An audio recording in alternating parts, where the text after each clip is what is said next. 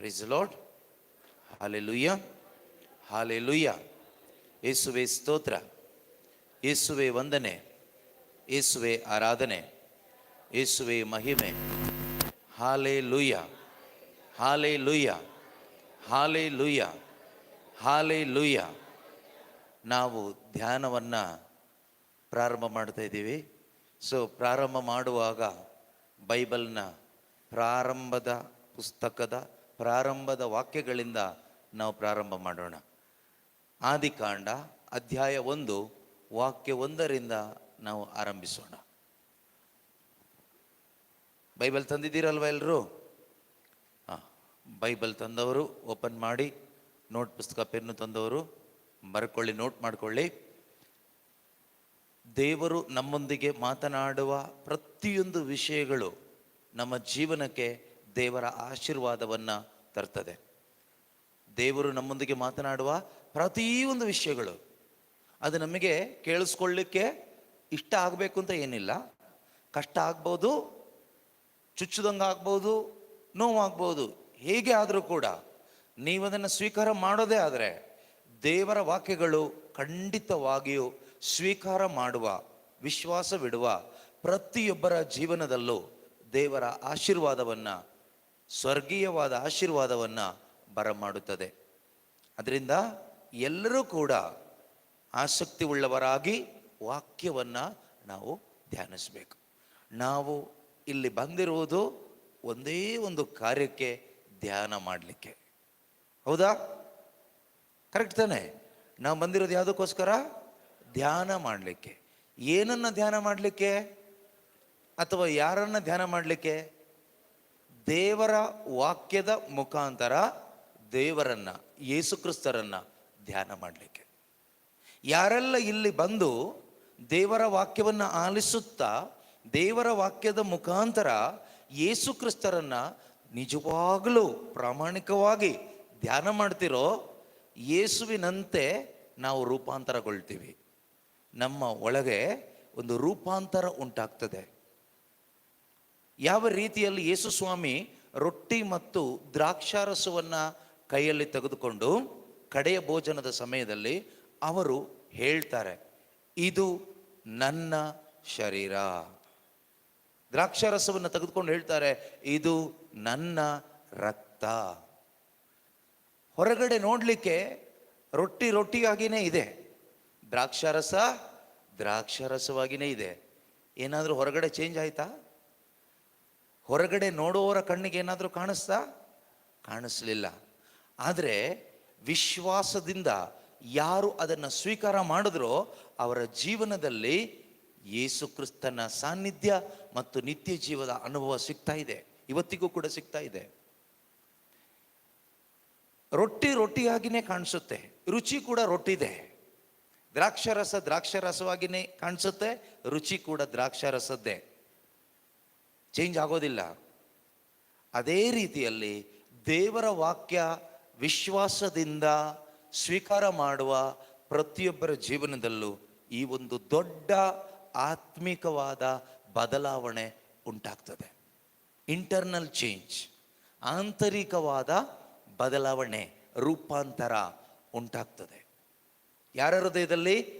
ವಿಶ್ವಾಸದಿಂದ ಯಾರೆಲ್ಲ ದೇವರ ವಾಕ್ಯವನ್ನು ರಿಸೀವ್ ಮಾಡ್ತೀರೋ, ಪೂರ್ಣ ಹೃದಯದಿಂದ ಸ್ವೀಕಾರ ಮಾಡ್ತೀರೋ, ನಿಮ್ಮ ಜೀವನದಲ್ಲಿ ಒಳಗಡೆ ಪರಿವರ್ತನೆ ಉಂಟು ಮಾಡ್ತದೆ.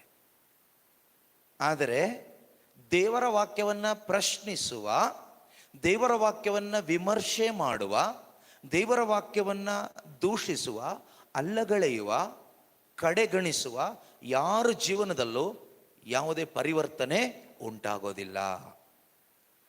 ದೇವರ ವಾಕ್ಯ ಯಾರ ಜೀವನದಲ್ಲಿ ಪರಿವರ್ತನೆ ತರುತ್ತೆ ಅಂದರೆ ಅದನ್ನು ಆಲಿಸಿ, ಅದನ್ನು ಬರಮಾಡಿಕೊಳ್ಬೇಕು, ಸ್ವೀಕಾರ ಮಾಡಿ ಅದರಲ್ಲಿ ನಂಬಿಕೆ ಇಡಬೇಕು. ಇದು ದೇವರು ನನಗೆ ಹೇಳಿದ್ದು, ಇದು ನೆರವೇರುತ್ತೆ ಎಂದು ನಂಬುವವರ ಜೀವನದಲ್ಲಿ ಆ ವಾಕ್ಯ ಆಂತರಿಕವಾಗಿ, internally it will change, it will bring impact in your life. ನಮ್ಮ ಜೀವಿತದಲ್ಲಿ ದೊಡ್ಡ ಬದಲಾವಣೆಯನ್ನು ತರುತ್ತೆ. ಎಲ್ಲರ ಜೀವನದಲ್ಲೂ ಅಲ್ಲ, ಕೇಳಿಸಿಕೊಂಡು, ಗ್ರಹಿಸಿಕೊಂಡು, ಅದನ್ನು ಸ್ವೀಕಾರ ಮಾಡುವ ಅಂದರೆ ವಿಶ್ವಾಸ ಇಡುವ ಪ್ರತಿಯೊಬ್ಬರ ಜೀವನದಲ್ಲೂ ಆ ವಾಕ್ಯ ಕ್ರಿಯಾತ್ಮಕವಾಗಿರುತ್ತೆ, ಅದು ನೆರವೇರುತ್ತೆ. ಯಾವ ರೀತಿಯಲ್ಲಿ ರೊಟ್ಟಿ ದ್ರಾಕ್ಷಾರಸ ಆತ್ಮೀಕವಾಗಿ, ಭೌತಿಕವಾಗಿ ಅಲ್ಲ, ಆತ್ಮೀಕವಾಗಿ ಬದಲಾಯಿತೋ ಅದೇ ರೀತಿಯಲ್ಲಿ ಅದು ಎಷ್ಟರ ಮಟ್ಟಿಗೆ ಬದಲಾಗಿದೆ ಅಂದರೆ, ಯೋಹಾನನ ಶುಭ ಸಂದೇಶ 6ನೇ ಅಧ್ಯಾಯದಲ್ಲಿ ಯೇಸು ಹೇಳ್ತಾರೆ, ಈ ರೊಟ್ಟಿಯನ್ನು ಭುಜಿಸುವವನು ಚಿರಕಾಲ ಜೀವಿಸುತ್ತಾನೆ. ಈ ರೊಟ್ಟಿಯನ್ನು ಭುಜಿಸುವವನು ಚಿರಕಾಲ ಜೀವಿಸ್ತಾನೆ, ಅವನು ಸಾಯುವುದಿಲ್ಲ. ಅಂದರೆ ಇಟರ್ನಲ್ ಲೈಫ್ ಅಂತ ಹೇಳ್ತೇವೆ. ನಿತ್ಯ ಜೀವದ ಅನುಭವ ತಂದುಕೊಡುತ್ತೆ. ಯಾವುದು? ಸಾಧಾರಣವಾದ ಒಂದು ಗೋಧಿ ರೊಟ್ಟಿ ಮತ್ತು ದ್ರಾಕ್ಷಾರಸ ಆತ್ಮಿಕವಾದ ಬದಲಾವಣೆ ಆದಮೇಲೆ. ಹಾಗಾದರೆ ಇಸ್ಕರಿಯೋತ ಯೂದ ಕೂಡ ಆ ಬದಲಾವಣೆ ಹೊಂದಿದ ರೊಟ್ಟಿ ಮತ್ತು ದ್ರಾಕ್ಷಾರಸವನ್ನು ಸ್ವೀಕಾರ ಮಾಡ್ದ. ಅವನ ಒಳಗಡೆ ಪಿಶಾಚಿ ಯಾಕೆ ಬಂತು? ಅವನು ಯಾಕೆ ನೇಣು ಹಾಕೊಂಡು ಸತ್ತೋದ? ಯೇಸು ಹೇಳಿದ್ದಾರೆ, ಈ ರೊಟ್ಟಿಯನ್ನು ಭುಜಿಸುವವನು ಚಿರಕಾಲ ಜೀವಿಸ್ತಾನೆ, ಅಂದರೆ ನಿತ್ಯವೂ ಜೀವಿಸ್ತಾನೆ, ಅವನು ಸಾಯುವುದಿಲ್ಲ, ಅವನು ದೇವರ ಸಂಬಂಧದಲ್ಲಿ ಬದುಕ್ತಾನೆ ಅಂತ ಯೇಸು ನುಡಿದ್ರು. ಆದರೆ ಆತ್ಮಿಕವಾಗಿ ಮಾರ್ಪಟ್ಟಂಥ ಆ ರೊಟ್ಟಿ ಮತ್ತು ದ್ರಾಕ್ಷಾರಸ ಯಾವಾಗ ಇಸ್ಕರಿಯೋತಿನ ಯೂದನು ಸ್ವೀಕಾರ ಮಾಡಿದ್ನೋ, ಅವನ ಒಳಗಡೆ ಪರಿಶುದ್ಧಾತ್ಮರು ಬರಲಿಲ್ಲ, ಅವನ ಒಳಗಡೆ ನಿತ್ಯ ಜೀವ ಸಿಗಲಿಲ್ಲ, ಅವನೊಳಗಡೆ ಯೇಸು ಬರಲಿಲ್ಲ, ಅವನ ಒಳಗಡೆ ಪಿಶಾಚಿ ಬಂದು ಅವನು ನೇಣು ಹಾಕ್ಕೊಂಡು ಸತ್ತೋದ. ಪ್ರೀತಿಯ ಸಹೋದರ ಸಹೋದರಿಯರೇ, ಇದರಿಂದ ಏನು ಅರ್ಥ ಮಾಡ್ಕೋಬೇಕು ಅಂದರೆ, ದೇವರ ವಾಕ್ಯ ಪರಿವರ್ತನೆಯನ್ನು ತರ್ತದೆ ಆತ್ಮಿಕವಾಗಿ ವಿಶ್ವಾಸಿಸುವವನ ಜೀವನದಲ್ಲಿ ಮಾತ್ರನೇ. ಅದನ್ನ ಪ್ರೀತಿಯಿಂದ ಬರಮಾಡಿಕೊಳ್ಳುವವರ ಜೀವನದಲ್ಲಿ ಮಾತ್ರನೇ. ದೇವರ ವಾಕ್ಯವನ್ನ ಪ್ರಶ್ನಿಸದೆ, ಸಂಶಯ ಪಡದೆ, ವಿಮರ್ಶಿಸದೆ, ದೇವರು ನನಗೆ ಹೇಳ್ತಾ ಇದ್ದಾರೆ ಇದು ನನಗಾಗಿ ಎಂದು ಯಾರು ಪ್ರೀತಿಯಿಂದ ವಾಕ್ಯ ಅಂದರೆ ಯೇಸುವನ್ನ ಬರಮಾಡಿಕೊಳ್ತಾರೋ, ಅದು ಕಷ್ಟ ಆಗ್ಬಹುದು, ಇಷ್ಟ ಆಗದೆ ಇರಬಹುದು, ಆದರೆ ಇದು ಯೇಸು, ಈ ವಾಕ್ಯ ನನಗೆ ಬೇಕು ಎಂದು ಬರಮಾಡಿಕೊಳ್ತಾರೋ ಅವರ ಜೀವಿತದಲ್ಲಿ ದೇವರ ಮಹಿಮೆ ಕಾಣಲ್ಪಡ್ತದೆ. ಮಿಕ್ಕವರ ಜೀವನದಲ್ಲಿ ನೀವು ಒಂದಲ್ಲ, ಎರಡಲ್ಲ, 101 ಧ್ಯಾನ ಅಟೆಂಡ್ ಮಾಡಿದ್ರು, ನಿಮ್ಮ ಜೀವನದಲ್ಲಿ ಯಾವುದೇ ಆತ್ಮೀಕವಾದ ಬದಲಾವಣೆಗಳು, ಆಂತರಿಕವಾದ ಬದಲಾವಣೆಗಳು ಆಗೋದಿಲ್ಲ. ದೇವರ ವಾಕ್ಯ ದೇವರ ಪ್ರಕಾರ, ದೇವರ ಇಚ್ಛೆಯ ಪ್ರಕಾರ, ದೇವರ ನಿಯಮದ ಪ್ರಕಾರ ಮಾತ್ರನೇ ಕೆಲಸ ಮಾಡುತ್ತೆ. Word of God will work according to God's way, God's plan. It will not work according to your way, your plan. It will work. Surely it will work. Because God is waiting to confirm His word always. ಯೆರೆಮೀಯ ಪ್ರವಾದಿ ಪುಸ್ತಕ 1ನೇ ಅಧ್ಯಾಯ 12ನೇ ವಾಕ್ಯದಲ್ಲಿ ಈ ರೀತಿಯಾಗಿ ಹೇಳ್ತಾರೆ. ಓದೋಣ, ಆ ವಾಕ್ಯ ಓದೋಣ, ಆಮೇಲೆ ಆದಿಕಾಂಡಕ್ಕೆ ಬರೋಣ, ದೇವರ ಚಿತ್ತ ಇದ್ರೆ. Okay.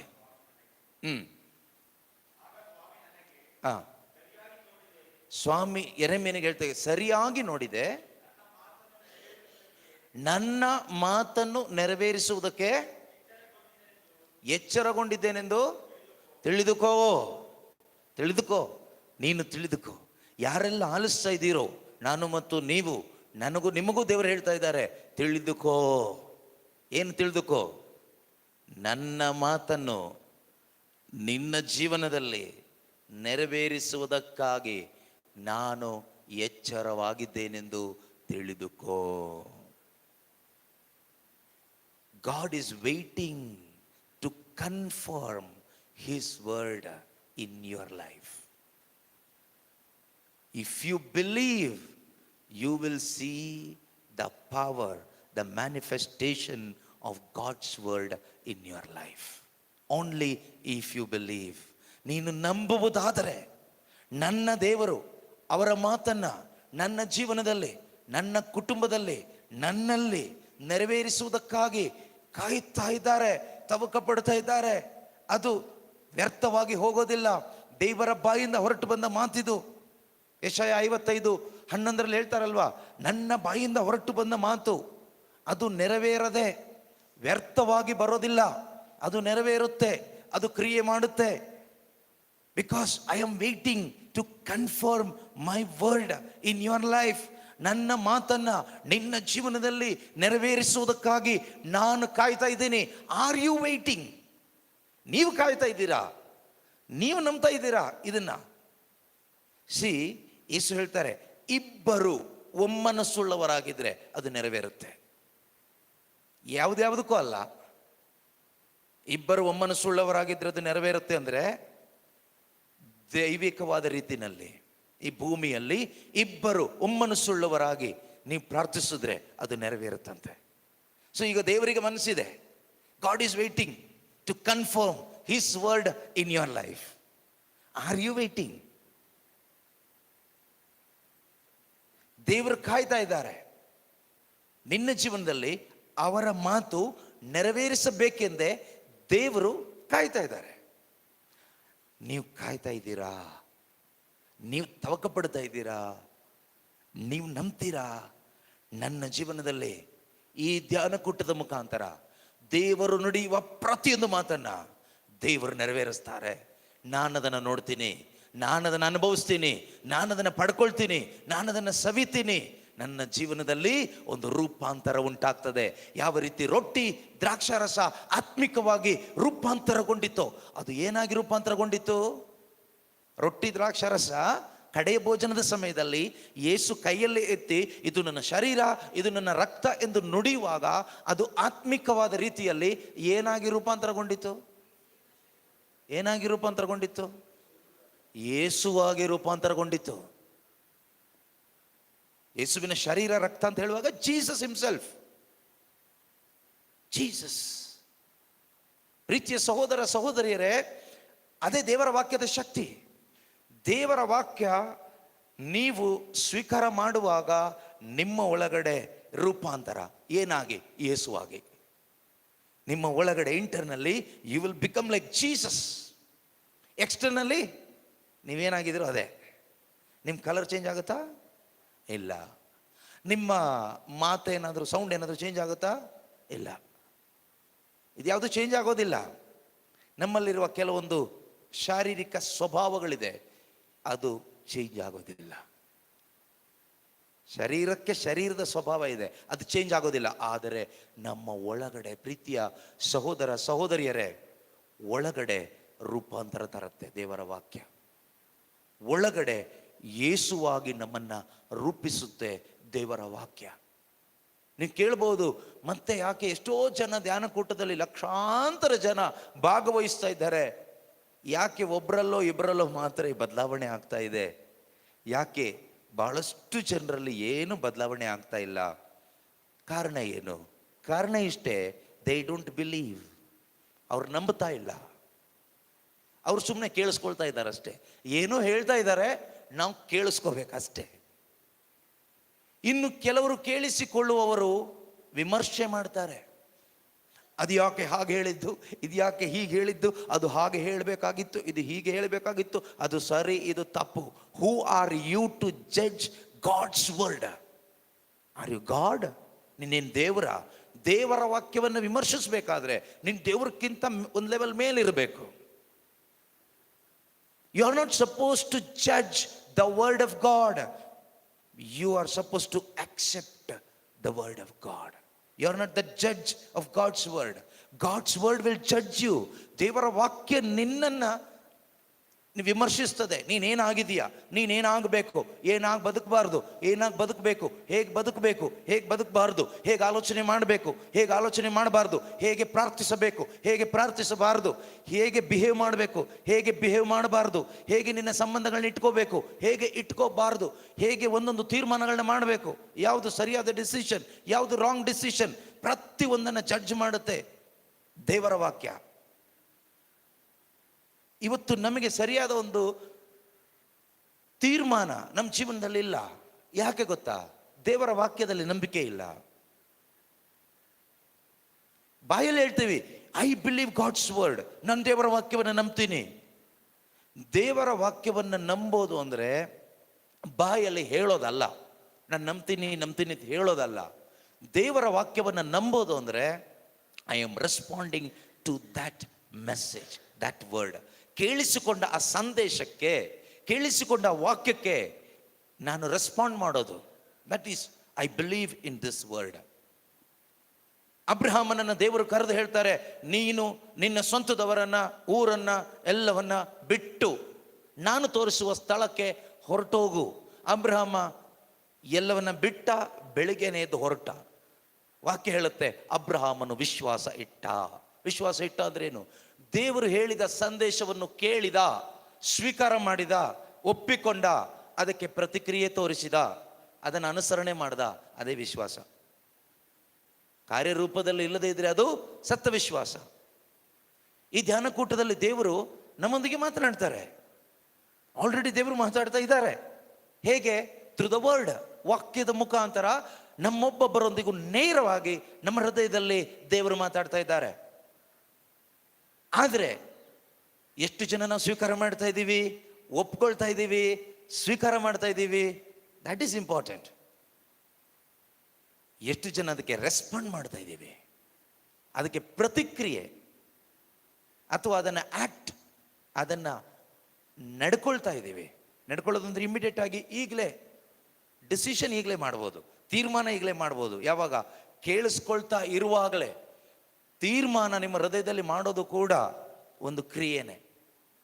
Making a decision based on God's word, also acting upon God's word. That is the first step. ನೀವೇನು ಥಿಂಕ್ ಮಾಡ್ತಿರೋ ಅದೇ ನೀವು ಮಾಡೋಕ್ಕಾಗೋದು. ನೀವು ಯೋಚನೆ ಮಾಡದೆ ಏನು ಮಾಡೋಕ್ಕಾಗೋದಿಲ್ಲ. ಈಗ ದೇವ್ರ ವಾಕ್ಯ ಕೇಳಿಸ್ಕೊಳ್ತಾ ಇರುವಾಗ ನಿಮ್ಮ ಒಳಗಡೆ ಏನು ಬರುತ್ತೆ? ಆಲೋಚನೆಗಳು ಬರುತ್ತೆ ಇಲ್ವೋ? You will start thinking. Think ಮಾಡಿ ಮಾಡಿ ಮಾಡಿ ಆಲೋಚನೆ ಮಾಡಿ ಮಾಡಿ ಏನು ಮಾಡ್ತೀರಾ? You will make decision. ನೀವು ಒಳಗಡೆ ತೀರ್ಮಾನ ಮಾಡ್ತೀರಿ. ಆ ಡಿಸಿಷನ್ ಇದೆಯಲ್ವಾ, if that decision is based on God's word, that decision which you are making based on the word of God will bring you God's blessing. ಅಂದ್ರೆ ದೇವರ ವಾಕ್ಯವನ್ನು ಕೇಳಿಸ್ಕೊಂಡು ಆ ವಾಕ್ಯದ ಆಧಾರದಲ್ಲಿ, ದೇವರ ವಾಕ್ಯವನ್ನು ಕೇಳಿಸ್ಕೊಂಡು ಆ ವಾಕ್ಯದ ಆಧಾರದಲ್ಲಿ ನಿಮ್ಮ ಮನಸ್ಸಿನ ಒಳಗಡೆ ನೀವು ಏನು ತೀರ್ಮಾನ ಮಾಡ್ತೀರಲ್ವಾ, ಆ ತೀರ್ಮಾನ ನಿಮ್ಮ ಜೀವನದಲ್ಲಿ ದೇವರ ಆಶೀರ್ವಾದ ತರುತ್ತೆ. ಅದಲ್ಲದೆ ಸುಮ್ಮನೆ ಕತೆ ಕೇಳ್ದಂಗೆ ಕೇಳಿಸ್ಕೊಂಡು ಹೋದರೆ ಯಾವ ಆಶೀರ್ವಾದನೂ ಸಿಗೋದಿಲ್ಲ. ಏನೋ ಸ್ವಲ್ಪ ಸೊಂಟ ನೋವು ಹೋಗ್ಬೋದು, ಮೈಕೈ ನೋವು ಹೋಗ್ಬೋದು, ತಲೆನೋವು ಹೋಗ್ಬೋದು, ಯಾವುದಾದ್ರೂ ದೆವ್ವಗಳೇನಾದರೂ ಮೈ ಮೇಲೆ ಕೂತ್ಕೊಂಡಿದ್ರೆ ಅದು ಹೋಗ್ಬೋದು. ಅದಕ್ಕೆ ನೀವೇನು ನಂಬೋದೇ ಬೇಕಾಗಿಲ್ಲ. ಸುಮ್ಮನೆ ಕೂತ್ಕೊಂಡ್ರೂ ಸಾಕು. ದೇವರ ಸಾನ್ನಿಧ್ಯ ಇರೋದ್ರಿಂದ, ದೇವರ ವಾಕ್ಯದಲ್ಲಿ ದೇವರ ಶಕ್ತಿ ಇರೋದ್ರಿಂದ, ಭಕ್ತ ವಿಶ್ವಾಸಿಗಳು ಒಟ್ಟಾಗಿ ಸೇರಿ ಸ್ತುತಿ ಮಾಡುವಾಗ ನಿನ್ನ ಮೇಲೆ ಏನಾದರೂ ಇದ್ರೆ ಅದು ಹಾರು ಹೋಗುತ್ತೆ. ಅದಕ್ಕೆ ನೀನು ನಂಬೋದ ಅಗತ್ಯ ಇಲ್ಲ. ಆದರೆ ನಿನ್ನ ಜೀವನದಲ್ಲಿ ದೇವರಿಟ್ಟಿರುವ ಆಶೀರ್ವಾದ, ದೇವರಿಟ್ಟಿದ್ದಾರೆ, ದೇವರಿಟ್ಟಿರುವ ಆಶೀರ್ವಾದ, ದೇವರಿಟ್ಟ ಯೋಜನೆ ನಿನ್ನ ಜೀವನದಲ್ಲಿ ನೆರವೇರಬೇಕಾದ್ರೆ ಯು ಹ್ಯಾವ್ ಟು ಬಿಲೀವ್. ನೀನು ನಂಬಲೇಬೇಕು. ಮತ್ತೆ ಹೇಳ್ತೀನಿ, ನಂಬಿಕೆ ಅಂದರೆ ಏನೋ ಒಂದು ಥಾಟ್ ಅಲ್ಲ, ಒಂದು ಆಲೋಚನೆ ಅಲ್ಲ, ಹೌದು ಹೌದು ಅಂತ ಹೇಳೋದಲ್ಲ. ಕೆಲವು ಟೈಮು ಎಷ್ಟೋ ಜನ ಹೇಳ್ತೀರಿ ನೀವು ಏನಂತ, ಇದು ಸರಿ, ಇದು ಕರೆಕ್ಟ್, ನೀವು ಹೇಳಿದ್ದು ಕರೆಕ್ಟ್ ಆಗಿದೆ, ನೀವು ಹೇಳಿದ್ದು ಸರಿಯಾಗಿದೆ. ನೀನಂಗೆ ಹೇಳೋದ್ರಿಂದ ನಿನ್ನ ಜೀವನ ಉದ್ಧಾರ ಆಗುತ್ತಾ ಕೇಳಿದ್ರೆ ಉದ್ಧಾರ ಆಗಲ್ಲ. ಕರೆಕ್ಟಾಗಿದ್ದನ್ನು ನೀನು ತಗೊಂಡಿದೀಯಾ? Have you taken it into your life seriously? Then it will bring you blessing. ನಾವೇನು ಮಾಡ್ತೀವಿ ಗೊತ್ತಾ? ತಲೆಯಲ್ಲಿ ಕರೆಕ್ಟಾಗಿದೆ, ಸರಿಯಾಗಿದೆ ಇಷ್ಟು ಹೇಳಿ ಹೋಗ್ತಾ ಇರ್ತೀವಿ. ಹೇಳಿದ್ದು ಸರಿನೋ ತಪ್ಪೋ, ಚೆನ್ನಾಗಿದೆಯೋ ಚೆನ್ನಾಗಿಲ್ವೋ ಅಂತ ವಿಮರ್ಶೆ ಮಾಡೋದಲ್ಲ ನಮ್ಮ ಕೆಲಸ. ಓಕೆ, ಚೆನ್ನಾಗಿದ್ದೆ ಅಂತ ಹೇಳೋದು ತಪ್ಪಲ್ಲ. ಆದರೆ ಚೆನ್ನಾಗಿದೆ ಅಂತ ಹೇಳಿ ಆ ಚೆನ್ನಾಗಿರೋದನ್ನು ನಿನ್ನ ಜೀವನದಲ್ಲಿ ತೆಗೆದುಕೊಳ್ಳದೆ ಇದ್ದರೆ, ನೀನದನ್ನು ಕಾರ್ಯರೂಪದಲ್ಲಿ ಮಾಡದೇ ಇದ್ದರೆ ಏನು ಪ್ರಯೋಜನ ಆಯಿತು? ಏನಾದರೂ ಉಪಯೋಗಕ್ಕೆ ಬರುತ್ತಾ? ಬಿರಿಯಾನಿ ಮಾಡಿಬಿಟ್ಟು ತುಂಬ ಚೆನ್ನಾಗಿದೆ ಅಂತ ಹೇಳಿಬಿಟ್ಟು ತಿಂದೇ ಇದ್ದರೆ ಏನಾದರೂ ಪ್ರಯೋಜನ ಇದೆಯಾ? ಏನು ಪ್ರಯೋಜನ ಇಲ್ಲ. ನೀರು ಕುಡಿದ್ರೆ ದಾಹ ಹೋಗುತ್ತೆ, ದಾಹ ಹೋಗುತ್ತೆ, ದಾಹ ಹೋಗುತ್ತೆ, ನೀರು ಕುಡಿಲೇಬೇಕು ದಾಹ ಹೋಗ್ಲಿಕ್ಕೆ ಅಂತ ಹೇಳ್ಬಿಟ್ಟು ನೀರು ಕುಡಿದೆ ಹಾಗೆ ಇದ್ರೆ ಸತ್ತೇ ಹೋಗ್ತೀಯಾ? ಹಾಗೆ ನಾವು ಯೇಸು ನಂಬಲೇಬೇಕು, ನಂಬಲೇಬೇಕು, ನಂಬಲೇಬೇಕು, ವಾಕ್ಯ ತಗೊಳ್ಳೇಬೇಕು ಬ್ರದರ್, ತಗೊಳ್ಳೇಬೇಕು, ತಗೊಳ್ಳೇಬೇಕು ಅಂತ ಹೇಳಿ ಹೇಳಿ ನೀನು ನಂಬದೆ, ನೀನು ತಗೊಳ್ಳದೆ ಇದ್ರೆ ಆತ್ಮಿಕವಾಗಿ ಆತ್ಮದಲ್ಲಿ ಸತ್ಯ ಹೋಗ್ಬಿಡ್ತೀಯ. ಇವತ್ತು ಎಷ್ಟೋ ಜನರ ಜೀವಿತದಲ್ಲಿ ಇದು ಸಂಭವಿಸ್ತಾ ಇದೆ.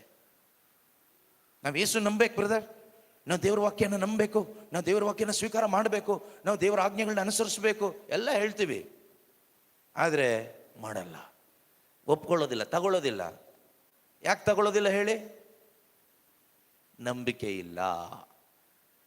ಅದರಿಂದ ಬಾಯಲ್ಲಿ ಹೇಳುವವರೆಲ್ಲರೂ ವಿಶ್ವಾಸಿಗಳಾಗೋದಿಲ್ಲ. ಬಾಯಲ್ಲಿ ಹೇಳೋದಂದ್ರೆ ಏನು? ನಾವು ಬಾಯಲ್ಲಿ ಹೇಳ್ತೀವಿ, ಸ್ವರ್ಗವನ್ನು ಭೂಮಿಯನ್ನು ಸೃಷ್ಟಿಸಿದ ಸರ್ವಶಕ್ತನಾದ ಪಿತದೇವರನ್ನು ವಿಶ್ವಾಸಿಸುತ್ತೇನೆ ಅಂತ ಬಾಯಲ್ಲಿ ಹೇಳಿದರೆ ನೀನು ವಿಶ್ವಾಸಿ ಆಗೋದಿಲ್ಲ, ಪ್ರಯೋಜನ ಇಲ್ಲ. ನೀನು ಏನು ಹೇಳಿದೆಯಲ್ವಾ ಅದನ್ನು ಮಾಡಬೇಕು. ಸ್ವರ್ಗವನ್ನು ಭೂಮಿಯನ್ನು ಸೃಷ್ಟಿ ಮಾಡಿದ ಸರ್ವಶಕ್ತನಾದ ದೇವರನ್ನ ನನ್ನ ತಂದೆ ಎಂದು, ನನ್ನ ಸೃಷ್ಟಿಕರ್ತನೆಂದು ನಾನು ವಿಶ್ವಾಸಿಸುತ್ತೇನೆ ಅಂದರೆ ನಾನು ಅವನ ಮಾತನ್ನು ಅನುಸರಣೆ ಮಾಡುತ್ತೇನೆ, ಅವರ ಮಾತನ್ನು ಒಪ್ಪಿಕೊಳ್ಳುತ್ತೇನೆ, ಅವರ ಮಾತನ್ನು ನಾನು ಸ್ವೀಕಾರ ಮಾಡುತ್ತೇನೆ. ಇದು ಅದರ ಅರ್ಥ. ಅದಲ್ಲದೆ ಬಾಯಲ್ಲಿ ಹೇಳೋದಲ್ಲ ವಿಶ್ವಾಸ, ಕಾರ್ಯರೂಪದಲ್ಲಿ ಮಾಡಬೇಕು. ಮಾಡದೇ ಇದ್ದರೆ ಡಮ್ಮಿ ಆಗೋದೆ ನೀನು. ಹೇಳಿ ಹೇಳಿ ಡಮ್ಮಿ ಆಗಿ ಏನು ಪ್ರಯೋಜನ? ಆ ರೀತಿ ಆಗಬಾರ್ದು. Praise the lord, hallelujah.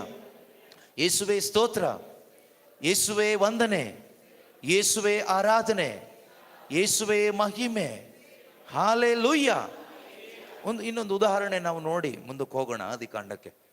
Okay, ದೇವ್ರು ಕರ್ಕೊಂಡು ಹೋದರೆ ಆದಿಕಾಂಡಕ್ಕೆ ಹೋಗೋಣ, ಇಲ್ಲಾಂದರೆ ದೇವ್ರು ಹೇಗೆ ಕರ್ಕೊಂಡು ಹೋಗ್ತಾರೋ ಹಾಗೆ ಹೋಗೋಣ.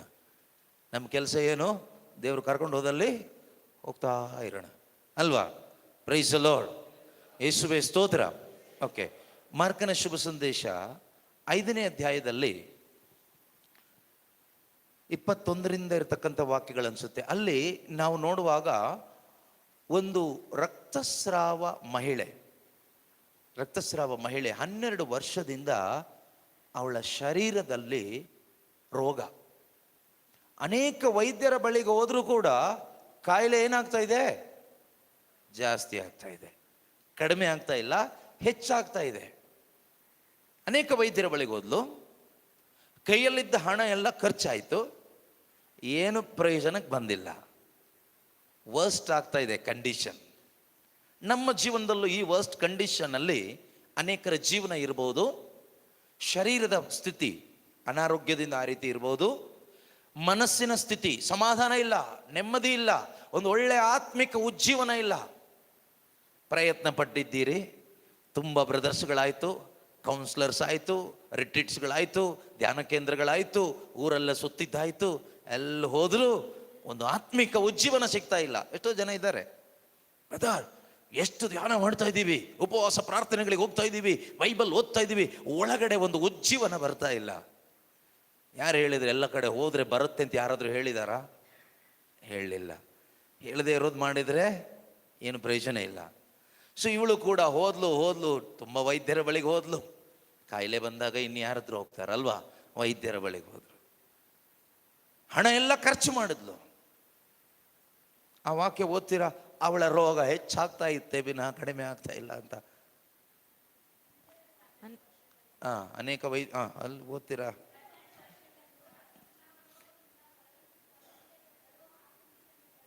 ಅನೇಕ ವೈದ್ಯರಿಂದ ಚಿಕಿತ್ಸೆ ಪಡೆದಿದ್ದರು. ಅದು ಸಾಕು. ಅನೇಕ ವೈದ್ಯರಿಂದ ಚಿಕಿತ್ಸೆ ಪಡೆದಿದ್ದರು, ಕೈಯಲ್ಲಿದ್ದ ಹಣವನ್ನೆಲ್ಲ ವ್ಯಯ ಮಾಡಿದ್ದರು. ಅವಳ ರೋಗ ಮಾತ್ರ ಉಲ್ಬಣ ಆಗುತ್ತಿತ್ತೇ ಹೊರತು ಹೆಚ್ಚಾಗುತ್ತಿತ್ತೇ ಹೊರತು ಸ್ವಲ್ಪವೂ ಗುಣಮುಖ ಆಗ್ತಾ ಇರಲಿಲ್ಲ. ಹಲ್ಲೆಲೂಯಾ, ಯೇಸುವೇ ಸ್ತೋತ್ರ. ಯಾಕೆ ಅವಳಿಗೆ ಗುಣ ಆಗ್ತಾ ಇಲ್ಲ ಅಂತ ಸ್ತೋತ್ರ ಹೇಳ್ತಾ ಇದ್ದೀವಿ ಯೇಸುಗೆ? ಅಲ್ಲ, ಅದರ ಮುಖಾಂತರ ದೇವರು ನಮಗೆ ತಿಳಿಸಿಕೊಡುವ ಸತ್ಯಕ್ಕಾಗಿ ಸ್ತೋತ್ರ. ಅವಳನ್ನು ಒಂದು ಸಾಕ್ಷಿಯಾಗಿ ಇಟ್ಟು ನಮಗೋಸ್ಕರ, ನಮ್ಮ ಒಂದು ಪರಿವರ್ತನೆಗೋಸ್ಕರ ಆಕೆಯನ್ನು ಇಟ್ಟಿದ್ದಕ್ಕಾಗಿ ಸ್ತೋತ್ರ. Praise the lord, hallelujah. Okay, ಅನೇಕ ವೈದ್ಯರ ಬಳಿಗೆ ಹೋದ್ಲು, ಚಿಕಿತ್ಸೆ ಪಡೆದ್ಲು, ಹಣ ಎಲ್ಲ ಖರ್ಚಾಯಿತು. ನಮ್ಮ ಜೀವನದಲ್ಲೂ ಎಷ್ಟೋ ಜನರ ಜೀವನದಲ್ಲಿ ಜೀವನನೇ ವೇಸ್ಟ್ ಆಗಿಬಿಟ್ಟಿದೆ.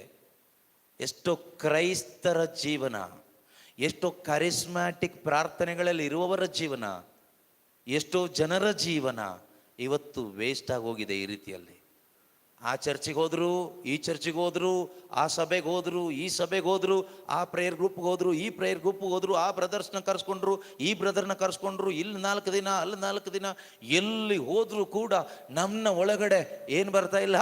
ಒಂದು ಉಜ್ಜೀವನ ಬರ್ತಾ ಇಲ್ಲ. ಇರೋ ಉಜ್ಜೀವನನೂ ಹೋಯ್ತು. ಧ್ಯಾನಕ್ಕೆ ಹೋಗಿ ಹೋಗಿ ಹೋಗಿ ಹೋಗಿ ಎಷ್ಟೋ ಜನ ಪಿಶಾಚಿಗಳಾದವರಿದ್ದಾರೆ. ಹಾ, ಧ್ಯಾನಕ್ಕೆ ಹೋಗಿ ಹೋಗಿ ಹೋಗಿ ಎಷ್ಟೋ ಜನ ಪಿಶಾಚಿಗಳಾಗಿ ಹೋದವರಿದ್ದಾರೆ. ಒಳಗಡೆ, ಹೊರಗಡೆ ಅಲ್ಲ, ಒಳಗಡೆ, ಇಂಟರ್ನಲ್ಲಿ.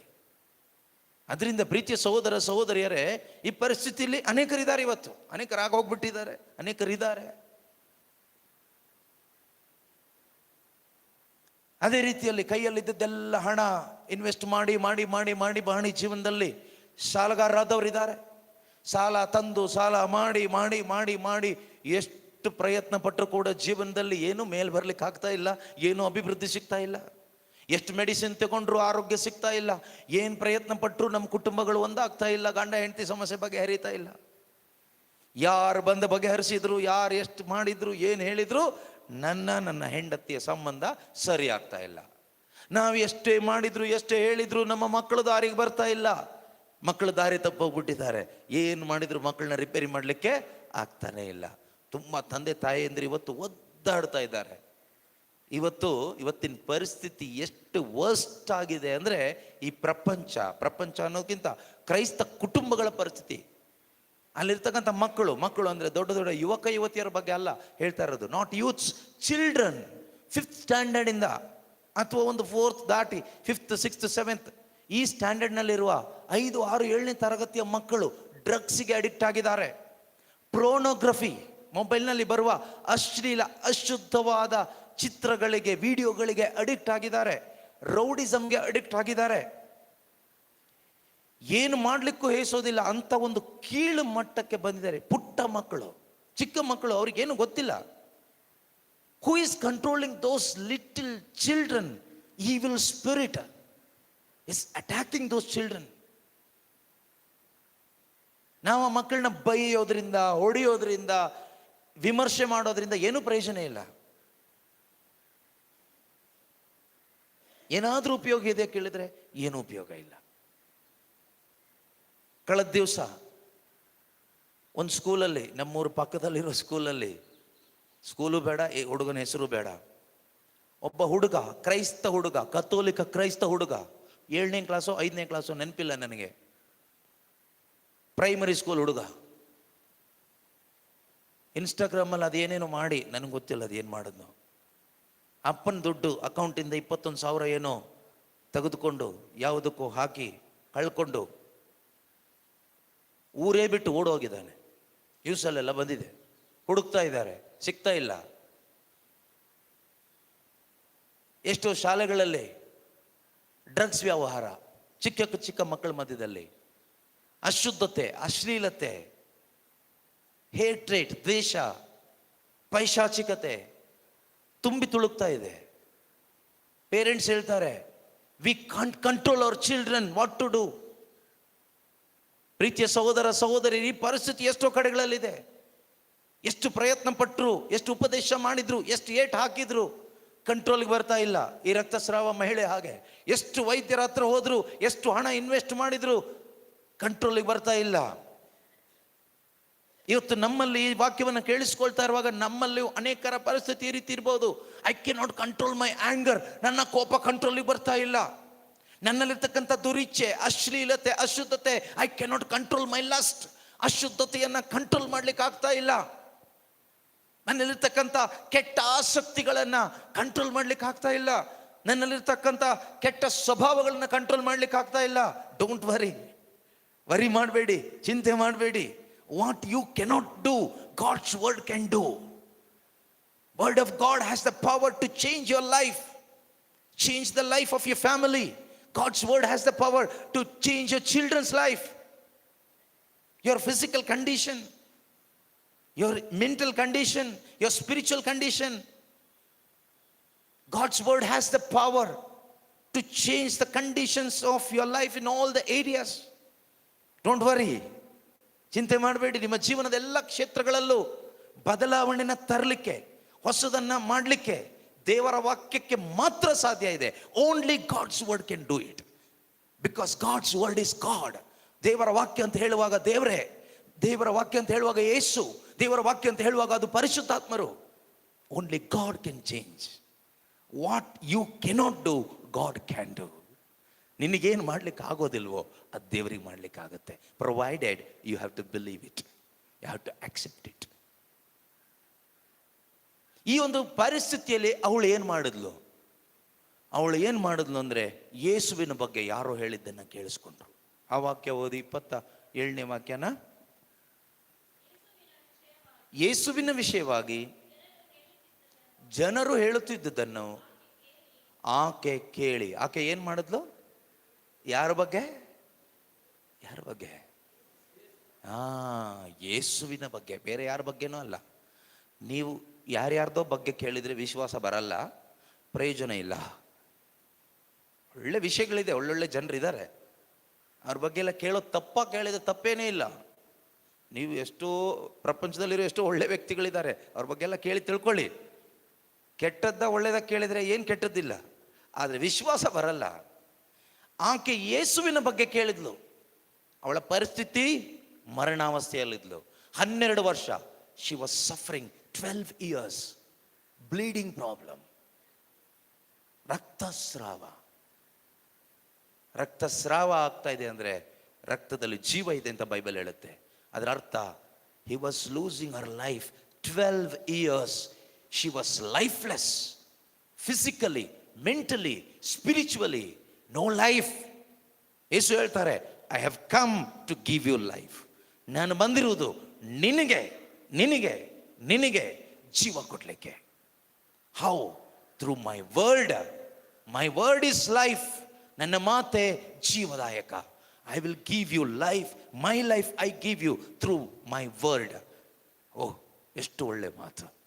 ಯೇಸು ಹೇಳ್ತಾರೆ, my life I give you through my word. ಎಷ್ಟು ದೊಡ್ಡ ಬ್ಲೆಸ್ಸಿಂಗ್. ಆದರೆ ಅದನ್ನು ಒಪ್ಪಿಕೊಂಡ್ಬಿಟ್ರೆ, ಅಕ್ಸೆಪ್ಟ್ ಮಾಡಿಬಿಟ್ರೆ, ನಿಮ್ಮ ಲೈಫ್ ಇದೆಯಲ್ವಾ, ನಿಮ್ಮ ಲೈಫ್ ಅದ್ಭುತಕರವಾಗಿ, ಸೂಪರ್ ನ್ಯಾಚುರಲ್ ಆಗಿ ಚೇಂಜ್ ಆಗುತ್ತೆ. ಒಳಗಡೆಯಿಂದ ಹೊರಗಡೆ ನೋಡಲಿಕ್ಕೆ ಅದೇ ಬಣ್ಣ, ಅದೇ ಸೈಜು, ಎಲ್ಲ ಅದೇ ಇರುತ್ತೆ, ಏನು ಚೇಂಜ್ ಆಗೋದಿಲ್ಲ. ಆದರೆ ಒಳಗಡೆ ದೊಡ್ಡ ಒಂದು ರೂಪಾಂತರ ಉಂಟಾಗುತ್ತೆ. That is the work of the word of God. ಅದು ದೇವರ ವಾಕ್ಯ ಮಾಡುವ ಕಾರ್ಯ. Praise the Lord, hallelujah. ಆದರೆ ಯಾರ ಬಗ್ಗೆ ಕೇಳಬೇಕು ನಾವು? ಯೇಸುವಿನ ಬಗ್ಗೆ ಕೇಳಬೇಕು. ಯೇಸುವಿನ ಬಗ್ಗೆ ಜನರು ಮಾತನಾಡುತ್ತಾ ಇದ್ದುದನ್ನ ಆಕೆ ಕೇಳಿಸಿಕೊಂಡಳು, ಆಲಿಸಿದಳು. 12 ವರ್ಷ ನರಳಾಡ್ತಾ ಇದ್ದ ಆಕೆ ಜೀವದ ಬಗ್ಗೆ ಕೇಳಿಸ್ಕೊಂಡ್ಳು, ರಕ್ಷಕನ ಬಗ್ಗೆ ಕೇಳಿಸ್ಕೊಂಡ್ಳು, ನಿತ್ಯ ಜೀವದ ಕುರಿತಾದ ಸಂದೇಶ ಕೇಳಿಸ್ಕೊಂಡ್ಳು, ಯೇಸುವಿನ ಬಗ್ಗೆ ಕೇಳಿಸ್ಕೊಂಡ್ಳು. ಇವತ್ತು ಪ್ರಪಂಚ ಕೇಳಿಸ್ಕೋಬೇಕು ಯೇಸುವಿನ ಬಗ್ಗೆ. ಪ್ರಪಂಚದಲ್ಲಿರುವ ಬೇರೆ ಯಾರ ಬಗ್ಗೆನೂ ಅಲ್ಲ, ಯಾರು ಎಷ್ಟು ಸಾಧನೆ ಮಾಡಿದ್ರು ಅಲ್ಲ, ಯಾರೇನೆಲ್ಲ ಸಾಧನೆ ಮಾಡಿದ್ರು ಅಲ್ಲ. ಈ ಪ್ರಪಂಚದಲ್ಲಿರುವ ಯಾರ ಬಗ್ಗೆನೋ ಏನೇನೋ ಕೇಳಿಸ್ಕೊಳ್ಳೋದ್ರಿಂದ ಪ್ರಯೋಜನ ಇಲ್ಲ. You have to pay attention to Jesus, only Jesus, because he is the only way, he is the only life, he is the only truth, he is the only God. ಆದ್ರಿಂದ you must pay attention to Jesus. ಯೇಸುವಿನ ಬಗ್ಗೆ ಕೇಳಿಸ್ಕೋಬೇಕು. ಆಗ ದಾರಿ ಕಾಣಿಸುತ್ತೆ, ಆಗ ಸತ್ಯ ಸಿಗುತ್ತೆ, ಸುಳ್ಳು ಹೋಗುತ್ತೆ, ಬೆಳಕು ಬರುತ್ತೆ, ಕತ್ತಲೆ ಹೋಗುತ್ತೆ, ಜೀವನದಲ್ಲಿ ರೂಪಾಂತರ ಉಂಟಾಗುತ್ತೆ. ಆದರೆ ಪಿಶಾಚಿ ಯಾವ ರೀತಿಯಲ್ಲಿ ದೊಡ್ಡವ್ರನ್ನು, ಪೇರೆಂಟ್ಸ್ನ ಬಂಧಿಸಿದ್ದಾನೆ ಗೊತ್ತಾ? ಮಕ್ಕಳನ್ನ ಈ ರೀತಿ ಡ್ರಗ್ಸು ಅದು ಇದು ಅಂತ ಹಿಡ್ಕೊಂಡು ಹೋಗ್ತಾ ಇದ್ದಾನೆ. ಪೇರೆಂಟ್ಸ್ನ ಯಾವ ರೀತಿ ಹಿಡ್ಕೊಂಡಿದ್ದಾನೆ ಗೊತ್ತಾ? ಬಿಸಿ ಬಿಸಿ, ಬಿಸ್ನೆಸ್ ಬಿಸ್ನೆಸ್ ಬಿಸ್ನೆಸ್. ದುಡಿಮೆ ಮಾಡಬೇಕು, ದುಡಿಮೆ ಮಾಡಬೇಕು. ದುಡಿಮೆದಿಲ್ಲ ಅಂದರೆ ಊಟಕ್ಕಿಲ್ಲ. ನೀನು ದುಡಿದು ದುಡಿದು ದುಡಿದು ಇಡೀ ಪ್ರಪಂಚವನ್ನೇ ಸಂಪಾದನೆ ಮಾಡ್ಕೊಂಡು ಒಂದು ದಿನ ಸತ್ತು ಹೋಗ್ತೀಯ. ಆ ಕಡೆ ನಿನ್ನ ಆತ್ಮ ಎಲ್ಲಿ ಹೋಗುತ್ತೆ? Where you will go? ಯೇಸು ಕೇಳುವ ಪ್ರಶ್ನೆ. ಒಬ್ಬನಿಡೀ ಪ್ರಪಂಚ ತನ್ನದಾಗಿಸ್ಕೊಂಡು ಸತ್ತು ಹೋಗ್ಬಿಟ್ರೆ ಅವನ ಆತ್ಮ ಎಲ್ಲಿ ಹೋಗುತ್ತೆ? ಅವನು ಎಲ್ಲಿ ಹೋಗ್ತಾನೆ? So what is important for you? God, Jesus, God's word. ಕೆಲವರು ಹೇಳ್ತಾರಲ್ವಾ, ನಮಗೆ ಬಿಸ್ನೆಸ್ ಇಂಪಾರ್ಟೆಂಟ್, ನಮಗೆ ಸ್ಟಡೀಸ್ ಇಂಪಾರ್ಟೆಂಟ್, ನಮಗೆ ಮಕ್ಕಳ ವಿದ್ಯಾಭ್ಯಾಸ ಇಂಪಾರ್ಟೆಂಟ್. ಓಕೆ, ವಿದ್ಯಾಭ್ಯಾಸ ಬೇಕು, but that is not the most important thing in life. ಮಕ್ಕಳ ರಕ್ಷಣೆ ಇಂಪಾರ್ಟೆಂಟ್ ಅಂತ ನಿಮ್ಗೆ ಅರ್ಥ ಆದರೆ ನೀವು ಪಾಸ್ ಆಗ್ತೀರಿ. ಮಕ್ಕಳ ರಕ್ಷಣೆ ಇಂಪಾರ್ಟೆಂಟ್. ಯಾರೋ ಹೇಳಿದ್ದೊಂದು ಘಟನೆ ಕೇರಳದಲ್ಲಿ ನಡೆದಿದ್ದು. ಒಂದು ತಂದೆ, ಅವರ ಹೆಸರು ನನಗೆ ನೆನಪಿಲ್ಲ, ಅವರ ಮಗಳು ಶಾಲೆಯಲ್ಲಿ ಓದ್ತಾ ಇದ್ದಾಳೆ, 10th ಸ್ಟ್ಯಾಂಡರ್ಡ್. ಬೇರೆ ಮಕ್ಕಳು ಓದ್ತಾ ಇದ್ದಾರೆ. ಆ ಸಮಯದಲ್ಲಿ ಕ್ಯಾಟಿಕಿಸಮ್ ಎಕ್ಸಾಮ್ ಅದೇ ಮಂತಲ್ಲಿ ಇಟ್ಟಿದ್ದಾರೆ. ಧರ್ಮೋಪದೇಶದ ಪರೀಕ್ಷೆ ಆ ತಿಂಗಳಿನಲ್ಲಿ ಇಟ್ಟಿದ್ದಾರೆ. ಆಗ ಎಲ್ಲ ಮಕ್ಕಳು, ಅನೇಕ ಮಕ್ಕಳು 10th ಎಕ್ಸಾಮ್ ಇದೆ, ಅದಕ್ಕೆ ಪ್ರಿಪೇರ್ ಆಗಬೇಕು ನಾನು ಅಂತ ಹೇಳ್ಬಿಟ್ಟು ಎಲ್ಲ ಮಕ್ಕಳು ಪೇರೆಂಟ್ಸ್ ಕಳಿಸ್ತಾ ಇಲ್ಲ, ಮಕ್ಕಳು ಬರ್ತಾ ಇಲ್ಲ ಕ್ಯಾಟಿಕಿಸಮ್ಗೆ. ಆದರೆ ಆ ಒಂದು ತಂದೆ, ಅವ್ರ ಹೆಸರು ನೆನಪಿಲ್ಲ, ಅವರು ಅವ್ರ ಮಗಳನ್ನೂ ಕ್ಯಾಟಿಕಿಸಮ್ಗೆ ಕಳಿಸ್ತಾ ಇದ್ದಾರೆ. ಮಗಳು ಬಂದು ಅಪ್ಪನ ಕೇಳ್ತಾರೆ, ಅಪ್ಪ SSLC ಎಕ್ಸಾಮ್ ಇದೆ, ಕ್ಯಾಟಿಕಿಸಮ್ ಕ್ಲಾಸ್ ಇದೆ, ಕ್ಯಾಟಿಕಿಸಮ್ ಎಕ್ಸಾಮು ಇಟ್ಟಿದ್ದಾರೆ ಸೇಮ್ ವೀಕಲ್ಲಿ, ನಾನು ಏನು ಮಾಡಬೇಕು? ಅಪ್ಪ ಹೇಳ್ತಾರೆ, SSLC ಎಕ್ಸಾಮ್ ದೊಡ್ಡದಾ, ಕ್ಯಾಟಿಕಿಸಮ್ ದೇವರ ಬಗ್ಗೆ, ಓಕೆ, ದೇವರ ಬಗ್ಗೆ, ಧರ್ಮೋಪದೇಶ, ದೇವರ ವಾಕ್ಯ ದೊಡ್ಡದಾ? ಯಾವುದು ದೊಡ್ಡದು? ಮಗಳು ಹೇಳಿದ್ಲು, ದೇವರ ವಾಕ್ಯನೇ ದೊಡ್ಡದು. SSLC ಎಕ್ಸಾಮ್ ಏನು ಅಲ್ಲ, ದೇವರ ವಾಕ್ಯ, ಧರ್ಮೋಪದೇಶನೇ, ದೇವರ ಬಗ್ಗೆ ತಿಳ್ಕೊಳ್ಳೋದೆ ದೊಡ್ಡದು. ಅಪ್ಪ ಇಷ್ಟೇ ಹೇಳಿದ್ದು. ಹಾಗಾದರೆ ಯಾವುದು ದೊಡ್ಡದೋ ಅದಕ್ಕೆ ಮೊದಲು ಹೋಗು. SSLC ಎಕ್ಸಾಮು ದೊಡ್ಡದಾದರೆ ಅದಕ್ಕೋಸ್ಕರ ಇದನ್ನು ಬಿಟ್ಟುಬಿಡು. ಕ್ಯಾಟಿಕಿಸಮ್ ದೊಡ್ಡದಾದರೆ, ಧರ್ಮೋಪದೇಶ, ದೇವರ ಬಗ್ಗೆ ಅರಿತುಕೊಳ್ಳುವಂಥದ್ದು ದೊಡ್ಡ ವಿಷಯ ಆದರೆ, ದೊಡ್ಡ ಕಾರ್ಯ ಆದರೆ, ಶ್ರೇಷ್ಠ ಕಾರ್ಯವಾದರೆ ಅದಕ್ಕೆ ಹೋಗು.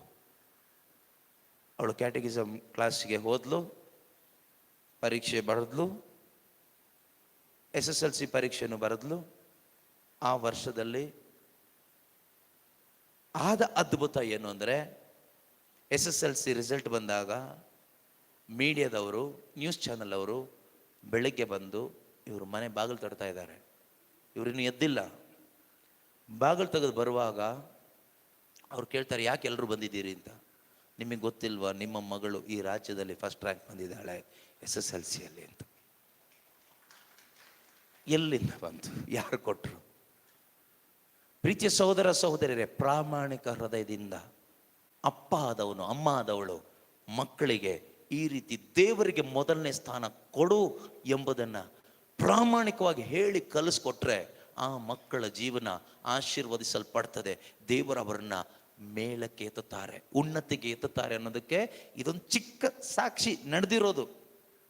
ಈ ಥರ ನೂರಾರು, ಸಾವಿರಾರು, ಲಕ್ಷಾಂತರ ಸಾಕ್ಷಿಗಳಿದೆ. ಬೈಬಲ್ ಒಳಗಡೆನೂ ಇದೆ, ಬೈಬಲ್ ಹೊರಗಡೆನೂ ಇದೆ. ನಿಮ್ಮ ಜೀವನದಲ್ಲಿ ಇರ್ಬೋದು.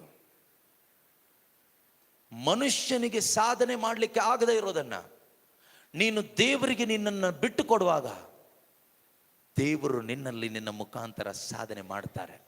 ಆದರೆ ನಂಬಿಕೆ ಇರಬೇಕು. ಹೇಗೆ ಅವಳ ಜೀವನದಲ್ಲಿ ಆ ಒಂದು ಉನ್ನತಿ ಸಿಕ್ತು ಅಥವಾ ಶ್ರೇಷ್ಠ ಸ್ಥಾನ ಸಿಕ್ತು? ಅಪ್ಪ ಅಮ್ಮನಲ್ಲಿ ವಿಶ್ವಾಸ ಇತ್ತು. ಇವತ್ತು ಅಪ್ಪ ಅಮ್ಮ ಡಮ್ಮಿ ಪೀಸ್, ಏನೂ ಇಲ್ಲ, ಸುಮ್ಮನೆ ಡಂಬಾಚಾರದ ಕ್ರೈಸ್ತರು. ಇಷ್ಟೇ ಹೇಳ್ಕೊಡೋದು, ಭಾನುವಾರ ಚರ್ಚಿಗೆ ಹೋಗ್ಬೇಕು ಅಷ್ಟೇ. ಯಾಕೆ ಹೋಗ್ಬೇಕು? ಅಲ್ಲಿ ಏನಿದೆ, ಏನು ನಡೆಯುತ್ತೆ, ಏನೂ ಇಲ್ಲ, ಸುಮ್ಮನೆ ಹೋಗ್ಬೇಕು. ಎಲ್ಲರೂ ಹೋಗ್ತಾ ಇದ್ದಾರೆ, ತಾತನ ಕಾಲದಿಂದ ಹೋಗ್ತಾ ಇದ್ದೀವಿ, ಹೋಗಬೇಕು, ಮಾಡ್ತಾ ಇದ್ದೀವಿ, ಮಾಡಬೇಕು. ಯಾಕೆ ಹೋಗ್ತಾ ಇದ್ದೀರಿ? ಏನು ಮಾಡ್ತಾ ಇದ್ದೀರಿ? ಹೇಗೆ ಮಾಡಬೇಕು? ಇದ್ಯಾವುದೂ ಇಲ್ಲ. ಇವತ್ತು ಪ್ರೀತಿಯ ಸಹೋದರ ಸಹೋದರಿಯರೇ, ಬಿಸ್ನೆಸ್ ಮುಖ್ಯನಾ, ವಾಕ್ಯ ಕಲ್ತ್ಕೊಳ್ಳೋದು ಮುಖ್ಯನಾ? ವಿದ್ಯಾಭ್ಯಾಸ ಕೊಡಿಸೋದು ಮುಖ್ಯನಾ, ಯೇಸುನ ಕೊಡಿಸೋದು ಮುಖ್ಯನಾ? ಲೋಕದಲ್ಲಿರುವ ಹಣ ವಸ್ತುಗಳನ್ನು ಮಕ್ಕಳಿಗೆ ಕೊಡಿಸೋದು ಮುಖ್ಯನಾ? ಸತ್ಯ ವಿಶ್ವಾಸವನ್ನ, ಬಂಗಾರಕ್ಕಿಂತಲೂ ಅಮೂಲ್ಯವಾದ ಬೆಲೆ ಉಳ್ಳ ವಿಶ್ವಾಸ ಕೊಡಿಸೋದು ಮುಖ್ಯನಾ?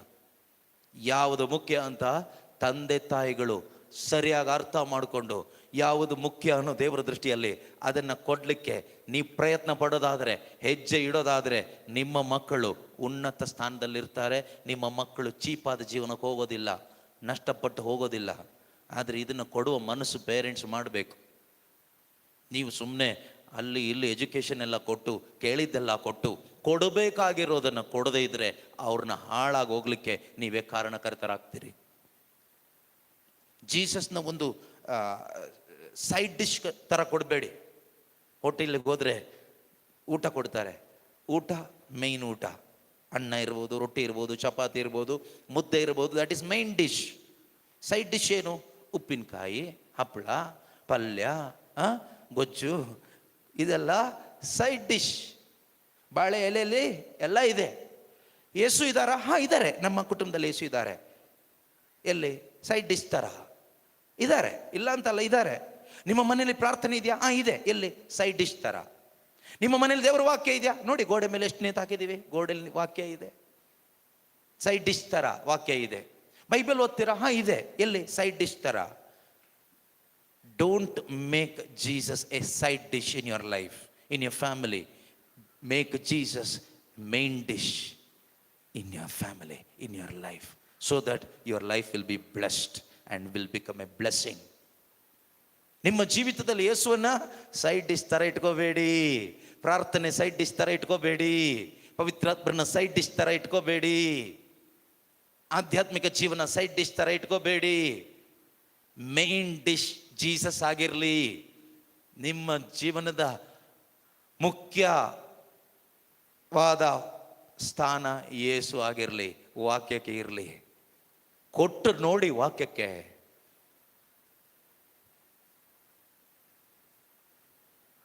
ತೀರ್ಮಾನ ಮಾಡಬೇಕು. ಇವತ್ತು ನೀವು ಈ ವಾಕ್ಯ ದೇವ್ರು ನನಗೆ ಹೇಳ್ತಾ ಇದ್ದಾರೆ ಅಂತ ತೆಗೆದುಕೊಂಡು ತೀರ್ಮಾನ ಮಾಡಬೇಕು. Today onwards Jesus will be main dish in my life. He is no more side dish. ಎಂದೆಂದಿಗೂ ಯೇಸು ಇನ್ನು ನನ್ನ ಜೀವನದಲ್ಲಿ ಸೈಡ್ ಡಿಶ್ ಇಲ್ಲ. ಪಲ್ಯ ಥರ, ಗೊಜ್ಜು ಥರ, ಹಪ್ಪಳ ಥರ, ಉಪ್ಪಿನಕಾಯಿ ಥರ ಸೈಡ್ ಡಿಶ್ ಆಗಿ ನಾನು ಯೇಸುವನ್ನು ಇವತ್ತಿಂದ ಇಟ್ಕೊಳ್ಳೋದಿಲ್ಲ. Jesus, only Jesus. Jesus must be the centre of your life, my life, everybody's life.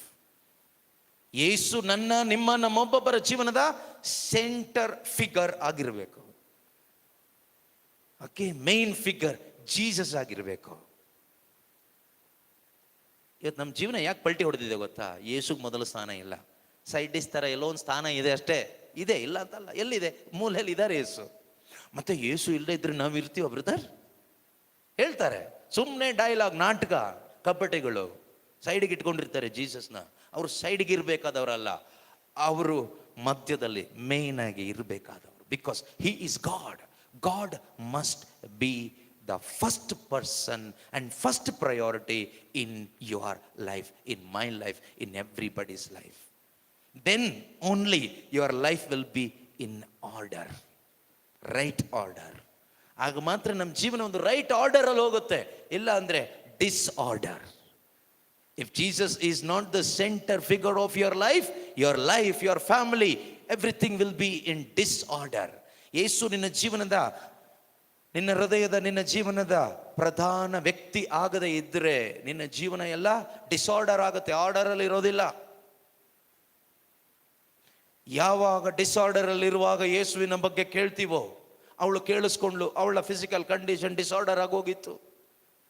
Har health was not proper, ಸರಿಯಾಗಿರಲಿಲ್ಲ. 12 ವರ್ಷ, 1 ವಾರ ಬ್ಲೀಡಿಂಗ್ ಆದರೆ ಎಷ್ಟು ಕಷ್ಟ ಆಗುತ್ತೆ.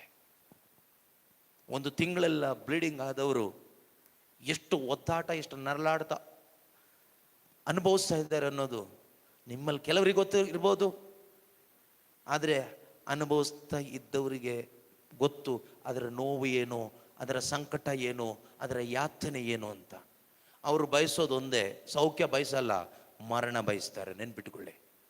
ತಿಂಗಳುಗಟ್ಟಲೆ ಬ್ಲೀಡಿಂಗ್ ಆಗ್ತಾ ಇರುವಂಥವ್ರು ಅವರು ದೇವರೇ ನನ್ನ ಕರ್ಕೊಂಡು ಬಿಡಪ್ಪ, ಯಾಕಾದರೂ ಇಟ್ಟಿದ್ಯಾ ಸಾಕು ಅಂತ ಬಯಸ್ತಾರೆ ಬಿಟ್ರೆ ಸೌಖ್ಯ ಸಿಗಲಿ ಅಂತ ಪ್ರಾರ್ಥನೆ ಮಾಡಲ್ಲ.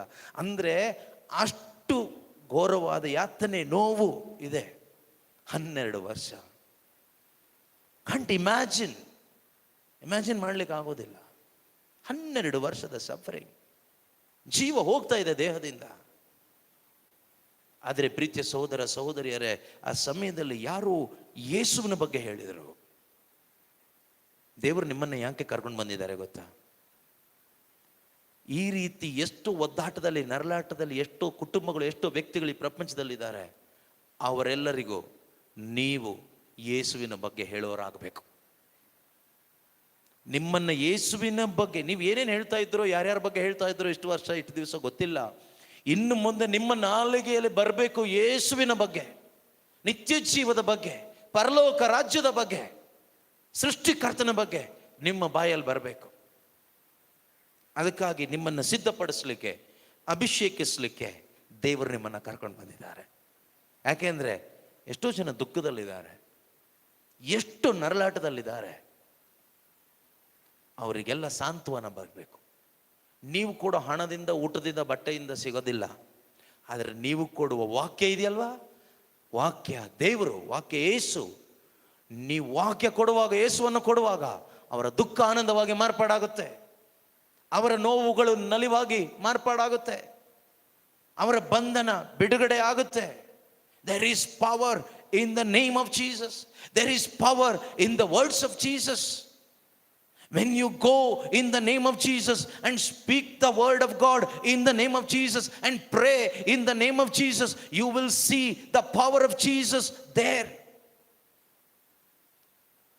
ಯೇಸುವಿನ ನಾಮದಲ್ಲಿ ಯೇಸುವಿನ ವಾಕ್ಯವನ್ನು ಹೇಳುವಾಗ, ಯೇಸುವಿನ ನಾಮದಲ್ಲಿ ಪ್ರಾರ್ಥಿಸುವಾಗ ಅಲ್ಲಿ ನೀವು ಯೇಸುವಿನ ಶಕ್ತಿ ನೋಡ್ತೀರಿ. ಹೊರಗಡೆ ಚೇಂಜ್ ಕಾಣಿಸೋದಿಲ್ಲ ಇಮಿಡಿಯೇಟ್ ಆಗಿ, ಆದರೆ ಒಳಗಡೆ ಆಗ್ತಾ ಇರುತ್ತೆ.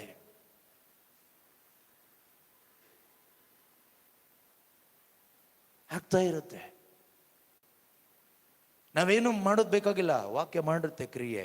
Because God is already waiting to confirm His word. He will confirm it. You don't have to confirm it.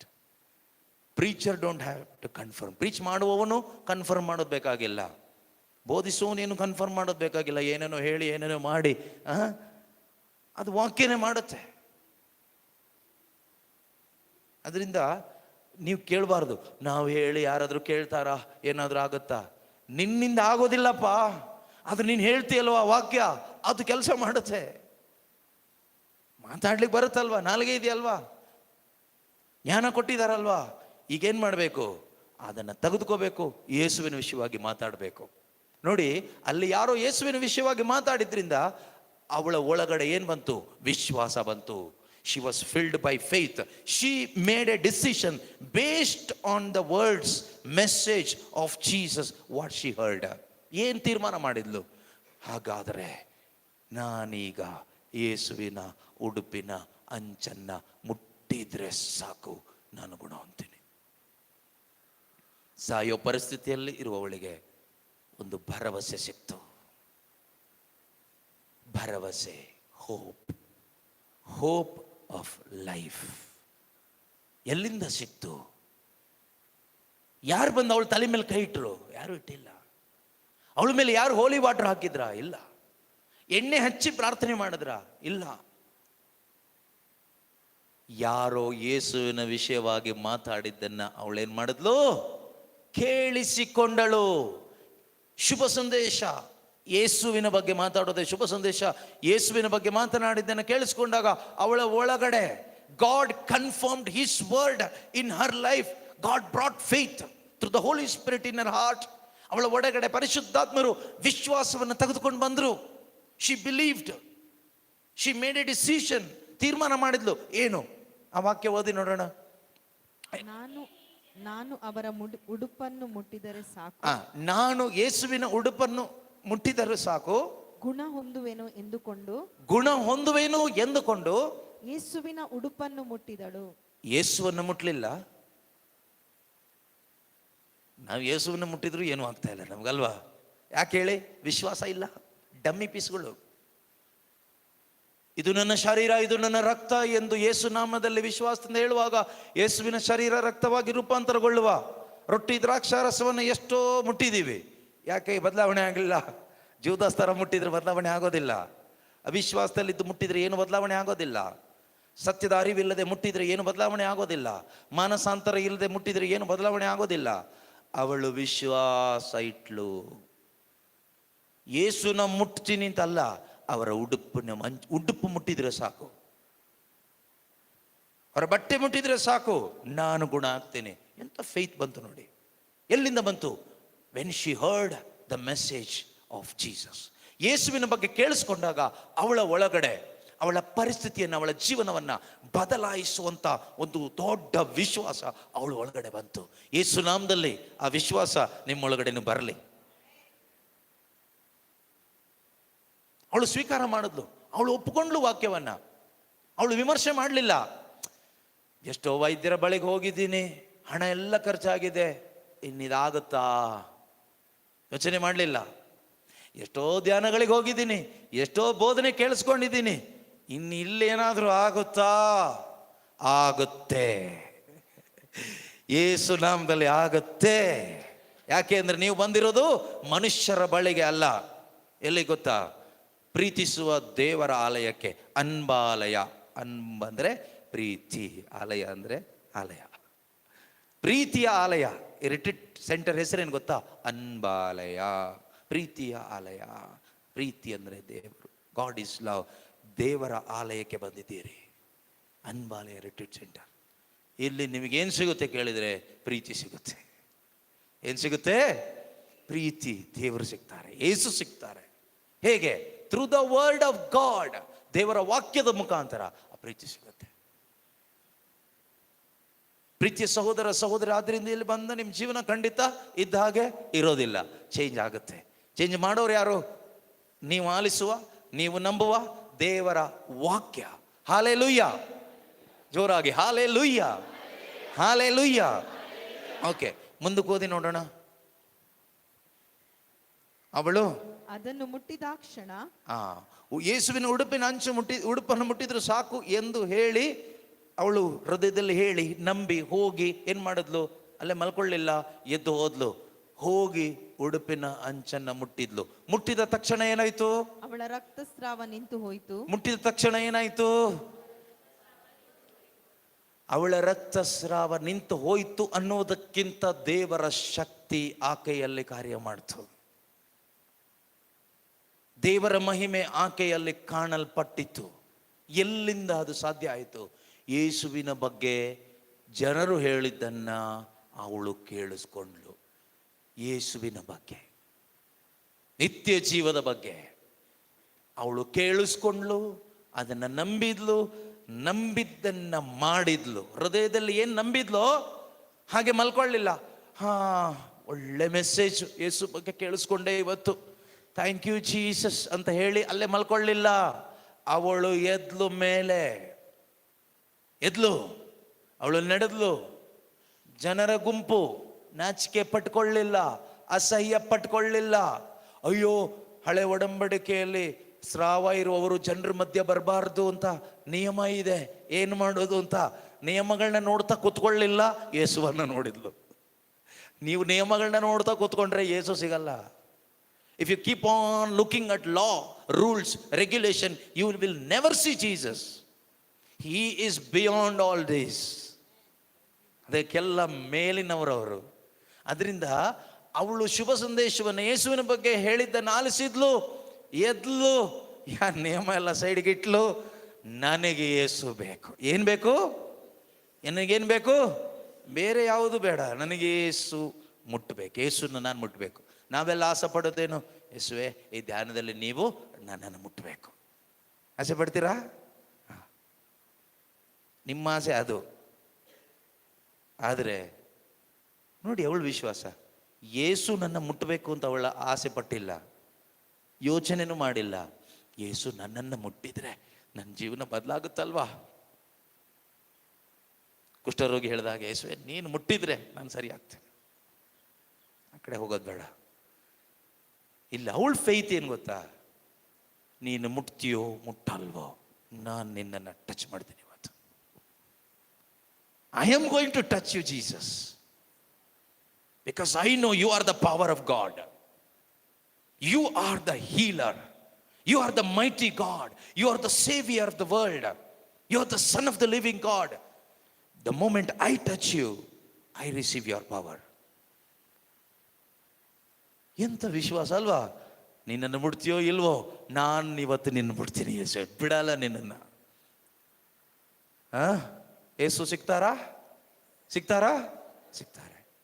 ಯೇಸುಗಾಗಿ ನೀವು ಕಾಯ್ತಾ ಕೂತ್ಕೊಳ್ತೀರಾ ಅಥವಾ ನೀವೇ ಮುಡ್ತೀರಾ ಹುಡ್ಕೊಂಡು ಹೋಗಿ? ಈ ಧ್ಯಾನ ಕೂಟದಲ್ಲಿ ನೀವೇನು ಮಾಡ್ಬೇಕು ಗೊತ್ತಾ? ಯೇಸು ಯಾವಾಗ ಬರ್ತಾರಪ್ಪ ಅಂತ ಕಾಯಬೇಡಿ, ಯೇಸು ಯಾವಾಗ ಮುಟ್ತಾರಪ್ಪ ಅಂತ ಕಾಯಬೇಡಿ. ಯಾಕೆ ಅಂದರೆ ಜೀಸಸ್ ಈಸ್ ಆಲ್ವೇಸ್ ದೇರ್. ಯಾವಾಗಲೂ ಇರ್ತಾರೆ. Any time you can touch him. ನೀವು ಯಾವಾಗ ಬೇಕಾದ್ರೂ ಮುಟ್ಬೋದು. ಅವ್ರು ಮುಟ್ಲಿ ಅಂತ ಕಾಯ್ತಾ ಇದ್ರೆ, ಕೆಲವೊಮ್ಮೆ ಮುಟ್ಟದೇ ಇದ್ರೆ ಏನು ಮಾಡ್ತೀರಾ? ಅದ್ರ ಬದಲು ನೀವೇ ಮುಟ್ಟೋದು ಒಳ್ಳೇದಲ್ವಾ? ಕೆಲವು ಟೈಮ್ ಗಂಡ ಹೆಂಡತಿ ಸಮಸ್ಯೆ ಇದೆ, ಅವ್ರು ಸಾರಿ ಕೇಳಲಿ ಅಂತ ಇವರು ಸಾರಿ ಕೇಳಲಿ ಅಂತ ಅವರು. ನೀವೇ ಸಾರಿ ಆ ಕಡೆ ಕೇಳಿಬಿಟ್ರೆ ಎಷ್ಟು ಅದೃಷ್ಟ ಅಲ್ವಾ? ಎಷ್ಟು ಒಳ್ಳೇದಾಗತ್ತಲ್ವಾ? ಸೊ ಅವ್ರು ಮಾತಾಡಿಸ್ಲಿ ಅಂತ ಇವ್ರು ಮಾತಾಡಿಸ್ಲಿ ಅಂತ ಅವರು. ಅದರಿಂದ ಏನಾಗುತ್ತೆ? ಹಾಳಾಗೋಗುತ್ತೆ. ನಾನೇ ಮಾತಾಡ್ತೀನಿ, ಅವ್ರು ಮಾತಾಡದೇ ಇರಲಿ, ನಾನು ಮಾತಾಡ್ಸಕ್ಕೇನು? ಮಾತಾಡಿಸ್ ನೋಡಿ ಎಷ್ಟು ಅದ್ಭುತ ನಡೆಯುತ್ತೆ ಅಂತ. ಸೊ ನಾವು ಆ ಕಡೆಯಿಂದ ವೆಯ್ಟ್ ಮಾಡ್ತಾ ಇದ್ರೆ ಕೆಲವೊಮ್ಮೆ ಆ ಕಡೆಯಿಂದ ಬರದೇ ಇರ್ಬೋದು. ಅದರಿಂದ ಈ ಕಡೆಯಿಂದ ಹೋಗಲಿ. That is faith.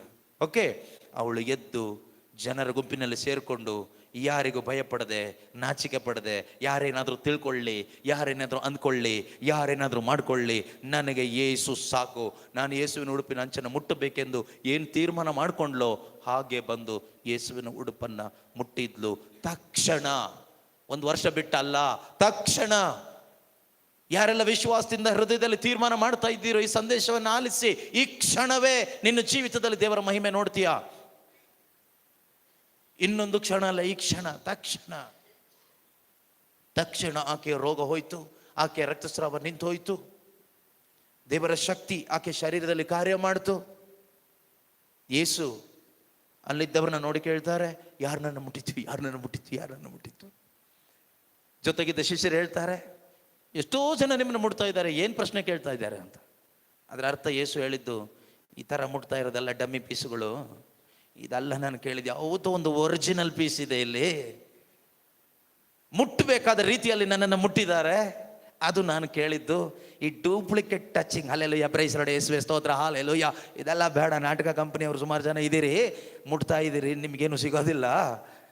ಯಾರೋ ಒಬ್ರು ಇಲ್ಲಿ ವಿಶೇಷವಾದ ರೀತಿಯಲ್ಲಿ, ಯಾರೂ ಮುಟ್ಟದೇ ಇರೋ ರೀತಿಯಲ್ಲಿ ನನ್ನನ್ನು ಮುಟ್ಟಿದ್ದಾರೆ, ಅವ್ರನ್ನ ನಾನು ಹುಡುಕ್ತಾ ಇದ್ದೀನಿ ಅಂತಲೂ ಅವಳಿಗೆ ಗೊತ್ತಾಯಿತು. ಇವತ್ತು ಆ ಮಹಿಳೆ ನೀನಾಗಬೇಕು. ಯಾರು ಈ ಸಂದೇಶವನ್ನು ಆಲಿಸ್ತಾ ಇದ್ದೀರೋ, ವೆಬ್ಎಕ್ಸ್ ಆ್ಯಪಲ್ಲಿ, ಯೂಟ್ಯೂಬಲ್ಲಿ, ಫೇಸ್ಬುಕ್ಕಲ್ಲಿ, ಅನ್ಬಾಲೆ ಹೆರಿಟೇಜ್ ಸೆಂಟ್ರಲ್ಲಿ, ಪ್ರಪಂಚದಲ್ಲಿ ಎಲ್ಲೆಲ್ಲಿ ಯಾರೆಲ್ಲ ಈ ಸಂದೇಶವನ್ನು ಆಲಿಸ್ತಾ ಇದ್ದೀರೋ, ಆ ರಕ್ತಸ್ರಾವ ಮಹಿಳೆಯ ಸ್ಥಾನದಲ್ಲಿ ಇವತ್ತು ನೀವು ನಿಂತಿದ್ದೀರಿ. ನೀವು ಮುಟ್ಟುವವರಾಗಬೇಕು. ಯೇಸು ನಿಮ್ಮನ್ನು ಹುಡುಕಬೇಕು. ಯಾರು ನನ್ನ ಮುಟ್ಟಿದ್ದು? ಯಾರು ನನ್ನ ಇಲ್ಲಿ ಟಚ್ ಮಾಡಿದ್ದು? ನನ್ನ ಪವರ್ನ ಯಾರು ಎಳ್ಕೊಳ್ತಾ ಇದ್ದಾರಲ್ಲ, ಹೂ ಇಸ್ ದಟ್? ಅದು ನೀನಾಗಬೇಕು.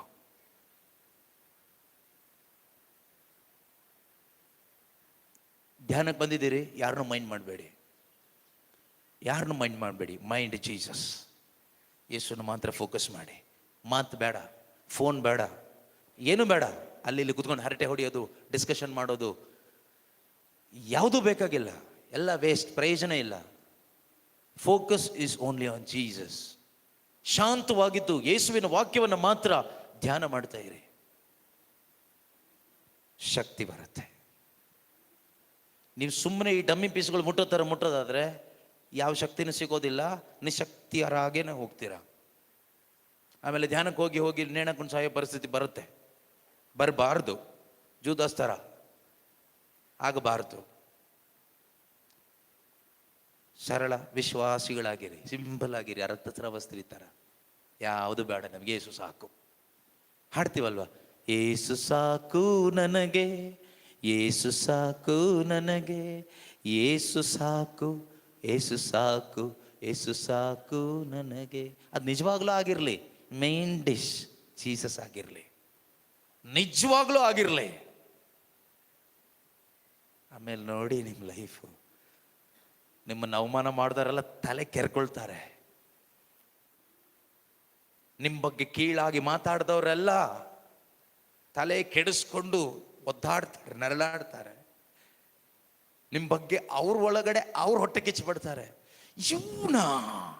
ಇವಳ ಇವ್ರ ಮಕ್ಕಳ, ಈ ಫ್ಯಾಮಿಲಿನ ಇವ್ರು ಹೀಗಿದ್ದವ್ರು ಹೇಗಾದ್ರು, ಹೇಗಿಷ್ಟು ಸಂತೋಷವಾಗಿದ್ದಾರೆ, ಹೇಗಿಷ್ಟು ನೆಮ್ಮದಿಯಿಂದ ಇದ್ದಾರೆ, ಹೇಗಿಷ್ಟು ಆನಂದವಾಗಿದ್ದಾರೆ, ಹೇಗೆ ಹೌ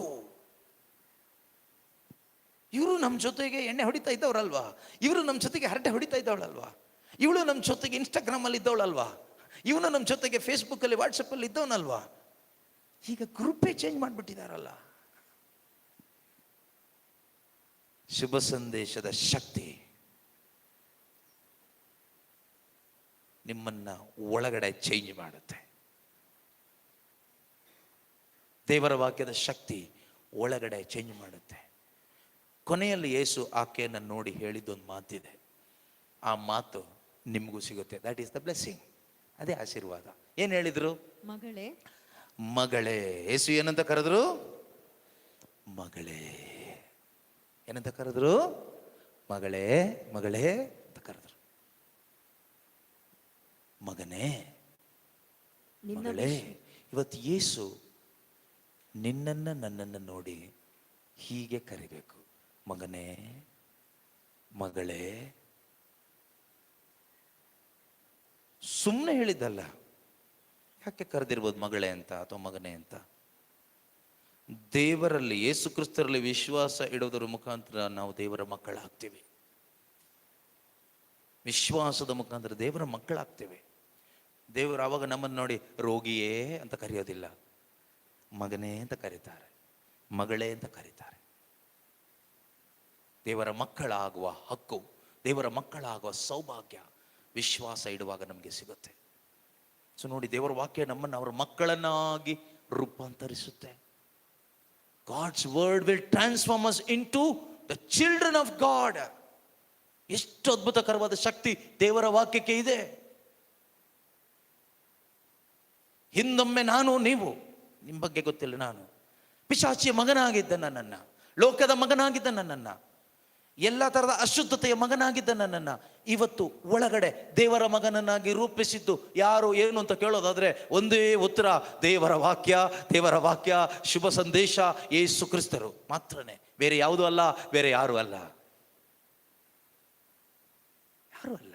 ಹಾಗಾದ್ರೆ ಸತ್ತ ಆತ್ಮದಲ್ಲಿ ಸತ್ತಿದ್ದ ನನ್ನನ್ನ, ಪಿಶಾಚಿಯ ಮಗನಾಗಿದ್ದ ನನ್ನನ್ನ ದೇವರ ವಾಕ್ಯ ಒಳಗಡೆ ದೇವರ ಮಗನಾಗಿ ಚೇಂಜ್ ಮಾಡಿ ಅವರ ಮಾತನ್ನು ಇವತ್ತು ನನ್ನ ನಾಲಿಗೆಯಲ್ಲಿ ದೇವರು ಇಟ್ಟಿದ್ದಾದರೆ, ನಿಮ್ಮ ಜೀವಿತದಲ್ಲೂ ಕೂಡ ಮಾಡಲು ಶಕ್ತರಾಗಿದ್ದಾರೆ ದೇವರು. ನಿಮ್ಮೊಬ್ಬೊಬ್ಬರ ಜೀವಿತದಲ್ಲೂ ಕೂಡ ಈ ಕಾರ್ಯವನ್ನು ಮಾಡಲು ಶಕ್ತರಾಗಿದ್ದಾರೆ. ಅವರು ಮಾಡ್ತಾರೆ.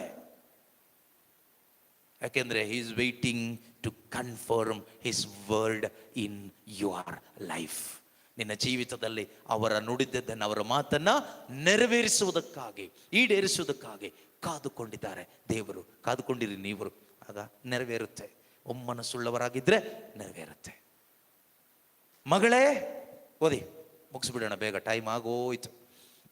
ಮಗಳೇ, ಮಗಳೇ, ಮಗಳೇ, ಮಗನೇ, ನಿನ್ನ ವಿಶ್ವಾಸ ನಿನ್ನನ್ನು ನಿನ್ನ ಪ್ರಾರ್ಥನೆ ಅಲ್ಲ, ನಿನ್ನ ಉಪವಾಸ ಅಲ್ಲ, ಇದೆಲ್ಲ ಬೇಕು, ಇದೆಲ್ಲ ತಪ್ಪಲ್ಲ, ಇದೆಲ್ಲ ಬೇಕು. ಅಲ್ಲಿ ಯೇಸು ಹೇಳಿದ್ದು ನಿನ್ನ ಪ್ರಾರ್ಥನೆ ಅಂತ ಹೇಳಲಿಲ್ಲ, ನಿನ್ನ ಉಪವಾಸ ಅಂತ ಹೇಳಲಿಲ್ಲ, ನಿನ್ನ ದಾನ ಧರ್ಮ ಅಂತ ಹೇಳಲಿಲ್ಲ, ನಿನ್ನ ಬೈಬಲ್ ಸ್ಟಡಿ ಅಂತ ಹೇಳಲಿಲ್ಲ, ನಿನ್ನ ಅದು ಇದು ಯಾವುದು ಹೇಳಲಿಲ್ಲ, ನಿನ್ನ ಚರ್ಚ್ ಅಟೆಂಡೆನ್ಸ್ ಅದು ಯಾವುದು ಹೇಳಲಿಲ್ಲ. ಇದೆಲ್ಲ ಬೇಕು, ಅದಕ್ಕೆ ಅದರದೇ ಆದ ಮಹತ್ವ ಇದೆ. ಆದರೆ ಅಲ್ಲಿ ಯೇಸು ಹೇಳಿದ್ದೇನು? ಮಗಳೇ, ನಿನ್ನ ವಿಶ್ವಾಸ ಏನು? ನೀನು ನನ್ನ ಬಗ್ಗೆ ಕೇಳಿ ಹೃದಯದಲ್ಲಿ ತೀರ್ಮಾನ ಮಾಡಿ ಅದರಂತೆ ಎದ್ದು ಬಂದು ಮುಟ್ಟಿದೆ ಅಲ್ವಾ, ಅದು. ಅದಕ್ಕೆ ವಿಶ್ವಾಸ ಅಂದ್ರೆ ಏನು ಅಂತ ಹೇಳಿದೆ? Acting upon the word of God, acting upon the message you heard. ಕೇಳಿದ ವಾಕ್ಯಕ್ಕೆ, ಸಂದೇಶಕ್ಕೆ ತೀರ್ಮಾನ ಮಾಡಿ ಅದನ್ನು ಕಾರ್ಯರೂಪದಲ್ಲಿ ಮಾಡೋದೇ ವಿಶ್ವಾಸ. ಅವಳೇನ್ ಮಾಡಿದ್ಲು? ಕೇಳಿದ್ಲು, ಆಲೋಚನೆ ಮಾಡಿದ್ಲು, ತೀರ್ಮಾನ ಮಾಡಿದ್ದನ್ನ ಬಂದು ನೆರವೇರಿಸಿದ್ಲು. ಅದನ್ನ ಯೇಸು ಹೇಳ್ತಾರೆ, ಮಗಳೇ ನಿನ್ನ ವಿಶ್ವಾಸ ನಿನ್ನನ್ನ ಗುಣಪಡಿಸಿದೆ, ಆದ್ರಿಂದ ಏನ್ ಮಾಡು, ಸಮಾಧಾನದಿಂದ ಹೋಗು, ವ್ಯಾಧಿ ಮುಕ್ತಳಾಗಿ ಆರೋಗ್ಯದಿಂದ ಇರು ಎಂದು ಅನುಗ್ರಹಿಸಿದರು. ಅವಳನ್ನು ಅನುಗ್ರಹಿಸಿದ ಅದೇ ಯೇಸು ಇಲ್ಲಿದ್ದಾರೆ, ನಮ್ಮ ಮಧ್ಯದಲ್ಲಿದ್ದಾರೆ. ನಿನ್ನನ್ನು ಅನುಗ್ರಹಿಸ್ತಾರೆ. ಯಾವಾಗ ನೀನು ಅವಳಂತೆ, ಅಬ್ರಹಾಮನಂತೆ ವಿಶ್ವಾಸವನ್ನ ತೋರಿಸುವಾಗ. ದೇವರು ನೋಡೋದು ಒಂದೇ, ವಿಶ್ವಾಸ. Okay, you can please God by your faith, not by your drama, ನಾಟಕ, not by your preaching. You can preach, you can sing, you can do anything. Without faith you can do all these things. ವಿಶ್ವಾಸ ಇಲ್ಲದೆಲ್ಲ ಮಾಡ್ಬೋದು, ನಾಟಕ company ಥರ. You can not please God. You can please people. ಜನರನ್ನ ಮೆಚ್ಚಬಹುದು. ತುಂಬ ಚೆನ್ನಾಗಿ ಹಾಡಿದ್ರಿ, ತುಂಬ ಚೆನ್ನಾಗಿ ಬೋಧಿಸಿದ್ರಿ, ತುಂಬ ಚೆನ್ನಾಗಿ ನಾಟಕ ಮಾಡಿದ್ರಿ, ಜನ ಹೇಳ್ಬೋದು. ಪ್ರಯೋಜನ ಇಲ್ಲ. ಜನರನ್ನ ಸೈಡಿಗಿಡಿ. ಅವಳು ಸೈಡಿಗಿಟ್ಲು ಜನರನ್ನ. ಯೇಸುವನ್ನು ನೋಡಿದ್ಲು. ಯೇಸುನ್ ಮಾತ್ರ ನೋಡಿ, ವಾಕ್ಯನ್ ಮಾತ್ರ ನೋಡಿ. ಯೇಸು ಆಕೆಗೆ ಅಂದು ಹೇಳಿದ ಮಾತು, ನಿನ್ನ ವಿಶ್ವಾಸ ನಿನ್ನನ್ನ ಗುಣಪಡಿಸಿದೆ, ವ್ಯಾಧಿ ಮುಕ್ತನಾಗಿರು, ಸಮಾಧಾನದಿಂದ ಹೋಗು. ಎಂಥ ಆಶೀರ್ವಾದ! ಅದೇ ಆಶೀರ್ವಾದ ನಿಮ್ಮೊಬ್ಬೊಬ್ಬರಿಗೂ ಕೂಡ ಲಭಿಸ್ತದೆ. ಎದ್ದು ನಿಂತ್ಕೊಳ್ಳೋಣ, ದೇವರಿಗೆ ಸ್ತೋತ್ರ ಹೇಳಿ ಪ್ರಾರ್ಥನೆ ಮಾಡೋಣ.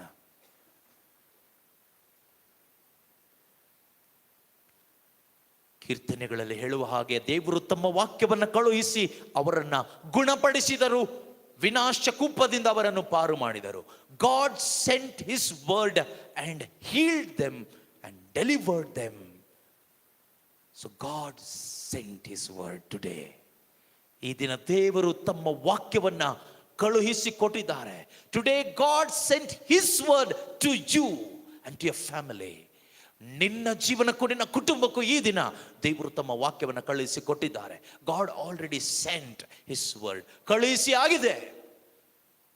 ಇದು ನಿನ್ನಲ್ಲಿ ಕಾರ್ಯ ಮಾಡ್ತಾ ಇದೆ. ನಂಬು. ಕಣ್ಣುಗಳನ್ನು ಮುಚ್ಚಿ ವಾಕ್ಯವನ್ನ ಕೊಟ್ಟ ದೇವರಿಗೆ ಸ್ತೋತ್ರ ಮಾಡು. ವಾಕ್ಯ ಕೊಟ್ಟ ಪರಿಶುದ್ಧಾತ್ಮರಿಗೆ ಸ್ತೋತ್ರ ಮಾಡು. ವಾಕ್ಯದ ಪ್ರಕಟಣೆಯನ್ನು ತಂದುಕೊಟ್ಟ, ಮನವರಿಕೆ ಮಾಡಿಕೊಟ್ಟ ಪರಿಶುದ್ಧಾತ್ಮರಿಗೆ, ತ್ರೇಕ ದೇವರಿಗೆ ಹೃದಯಾಂತರಾಳದಿಂದ ನಾವು ಸ್ತೋತ್ರ ಮಾಡೋಣ ಒಟ್ಟಾಗಿ. ಏಕೆಂದರೆ ಮನುಷ್ಯನ ಮಾತುಗಳೆಲ್ಲ ನಮ್ಮನ್ನು ರೂಪಾಂತರಿಸುವುದು ದೇವರ ಮಾತುಗಳು ಮಾತ್ರವೇ. ಪ್ರಿಯರೇ, ದೇವರ ಮಾತು ದೇವರೇ ಕೊಡಬೇಕು. ದೇವರು ಕೊಟ್ಟಿದ್ದಾರೆ ನಮಗೆ. ಯೇಸುವಿನ ವಿಷಯವಾಗಿ ಕೇಳಿಸಿಕೊಳ್ಳುವ ಸೌಭಾಗ್ಯ ದೇವರು ನಮಗೆ ಕರುಣಿಸಿದ್ದಾರೆ. ಅದಕ್ಕಾಗಿ ದೇವರಿಗೆ ಸ್ತೋತ್ರ ಹೇಳೋಣ. Thank you Jesus. ಹಾಲೆಲೂಯಾ. ಯೇಸುವೇ ನಿಮಗೆ ಸ್ತೋತ್ರ. ಯೇಸುವೇ ನಿಮ್ಮ ವಾಕ್ಯಕ್ಕಾಗಿ ಸ್ತೋತ್ರ, ಸ್ತೋತ್ರ, ಸ್ತೋತ್ರ, ಸ್ತೋತ್ರ, ಸ್ತೋತ್ರ ಅಪ್ಪ. ಈ ಅನ್ಬಾಲಯ ರಿಟ್ರೀಟ್ ಸೆಂಟರ್ಗಾಗಿ ಸ್ತೋತ್ರ ಅಪ್ಪ. ಇಲ್ಲಿನ ಎಲ್ಲ ಯಾಜಕರಿಗಾಗಿ, ಎಲ್ಲ ಶುಶ್ರೂಷಕರಿಗಾಗಿ ನಿಮಗೆ ಸ್ತೋತ್ರ, ಸ್ತೋತ್ರ, ಸ್ತೋತ್ರ. ಇಲ್ಲಿನ ಯಾಜಕರ ಮುಖಾಂತರವಾಗಿ, ಈ ಒಂದು ಅನ್ಬಾಲಯ ರಿಟ್ರೀಟ್ ಸೆಂಟರ್ ಮುಖಾಂತರವಾಗಿ ಪಿತನೇ ಇಷ್ಟೊಂದು ವಚನಗಳನ್ನ ನೀವು ನಮ್ಮೊಬ್ಬೊಬ್ಬರಿಗೂ ತಲುಪುವಂತೆ ಮಾಡಿದ್ದೀರಿ. ಅದಕ್ಕಾಗಿ ನಿಮಗೆ ಸ್ತೋತ್ರ, ಸ್ತೋತ್ರ, ಸ್ತೋತ್ರ, ಸ್ತೋತ್ರ ಅಪ್ಪ. ಸ್ತೋತ್ರ ಪರಿಶುದ್ಧಾತ್ಮರೇ, ಸ್ತೋತ್ರ ಯೇಸುವೇ. Hallelujah, hallelujah. ಯೇಸುವೇ ಸ್ತೋತ್ರ, ಸ್ತೋತ್ರ, ಸ್ತೋತ್ರ. ನಿಮ್ಮ ವಾಕ್ಯಕ್ಕಾಗಿ ಸ್ತೋತ್ರ, ಸತ್ಯದ ಅರಿವಿಗಾಗಿ ಸ್ತೋತ್ರ. ನಿಮ್ಮ ವಾಕ್ಯದಿಂದ ನಮ್ಮ ಮನೋನೇತ್ರಗಳನ್ನ ತೆರೆದಿದ್ದಕ್ಕಾಗಿ ಸ್ತೋತ್ರ. ಕುರುಡಾಗಿದ್ದ ನಮ್ಮ ಜೀವಿತದಲ್ಲಿ ಬೆಳಕು ತಂದು ಕೊಟ್ಟಿದ್ದಕ್ಕಾಗಿ ಸ್ತೋತ್ರ. ಸೋತು ಹೋಗಿದ್ದ ನಮ್ಮ ಜೀವಿತವನ್ನ ನಿಮ್ಮ ವಾಕ್ಯದಿಂದ ಬಲಪಡಿಸಿದ್ದಕ್ಕಾಗಿ ಸ್ತೋತ್ರ. ನಿಮ್ಮ ವಾಕ್ಯ ನಮ್ಮಲ್ಲಿ ನೆರವೇರುವಂತೆ ಮಾಡಿದ್ದಕ್ಕಾಗಿ ಸ್ತೋತ್ರ. ನಮ್ಮಲ್ಲಿ ಕಾರ್ಯ ಮಾಡಿದ ನಿಮ್ಮ ವಚನಕ್ಕಾಗಿ ಸ್ತೋತ್ರ. ನಿಮ್ಮ ವಚನ ಶಕ್ತಿಗಾಗಿ ಸ್ತೋತ್ರ. ನಿಮ್ಮ ವಚನದಿಂದ ಬಂದ ಅಭಿಷೇಕಕ್ಕಾಗಿ ಸ್ತೋತ್ರ. ನಿಮ್ಮ ವಾಕ್ಯದ ಮುಖಾಂತರ ನೀಡಿದ ಸೌಖ್ಯಕ್ಕಾಗಿ ಸ್ತೋತ್ರ. ಬಿಡುಗಡೆಗಾಗಿ ಸ್ತೋತ್ರ. ಸಮಾಧಾನಕ್ಕಾಗಿ ಸ್ತೋತ್ರ. ಶಕ್ತಿಗಾಗಿ ಸ್ತೋತ್ರ. ವರದಾನಗಳಿಗಾಗಿ ಸ್ತೋತ್ರ. ಸಂರಕ್ಷಣೆಗಾಗಿ ಸ್ತೋತ್ರ. Hallelujah, hallelujah, hallelujah. ವಿಶ್ವಾಸವನ್ನು ತಂದುಕೊಟ್ಟ ದೇವರೇ ನಿಮಗೆ ಸ್ತೋತ್ರವಾಗಲಿ. ಯೇಸುವೇ, ಯೇಸುವೇ ಸ್ತೋತ್ರ, ಸ್ತೋತ್ರ, ಸ್ತೋತ್ರ. ಯೇಸುವೇ ವಂದನೆ. Hallelujah, hallelujah, hallelujah. ಯೇಸುವೇ ಸ್ತೋತ್ರ, ಸ್ತೋತ್ರ, ಸ್ತೋತ್ರ. Hallelujah, hallelujah, hallelujah. ಪರಿಶುದ್ಧಾತ್ಮರೇ ಸ್ತೋತ್ರ, ಸ್ತೋತ್ರ, ಸ್ತೋತ್ರ, ಸ್ತೋತ್ರ. Thank you Lord, thank you Lord, thank you Jesus.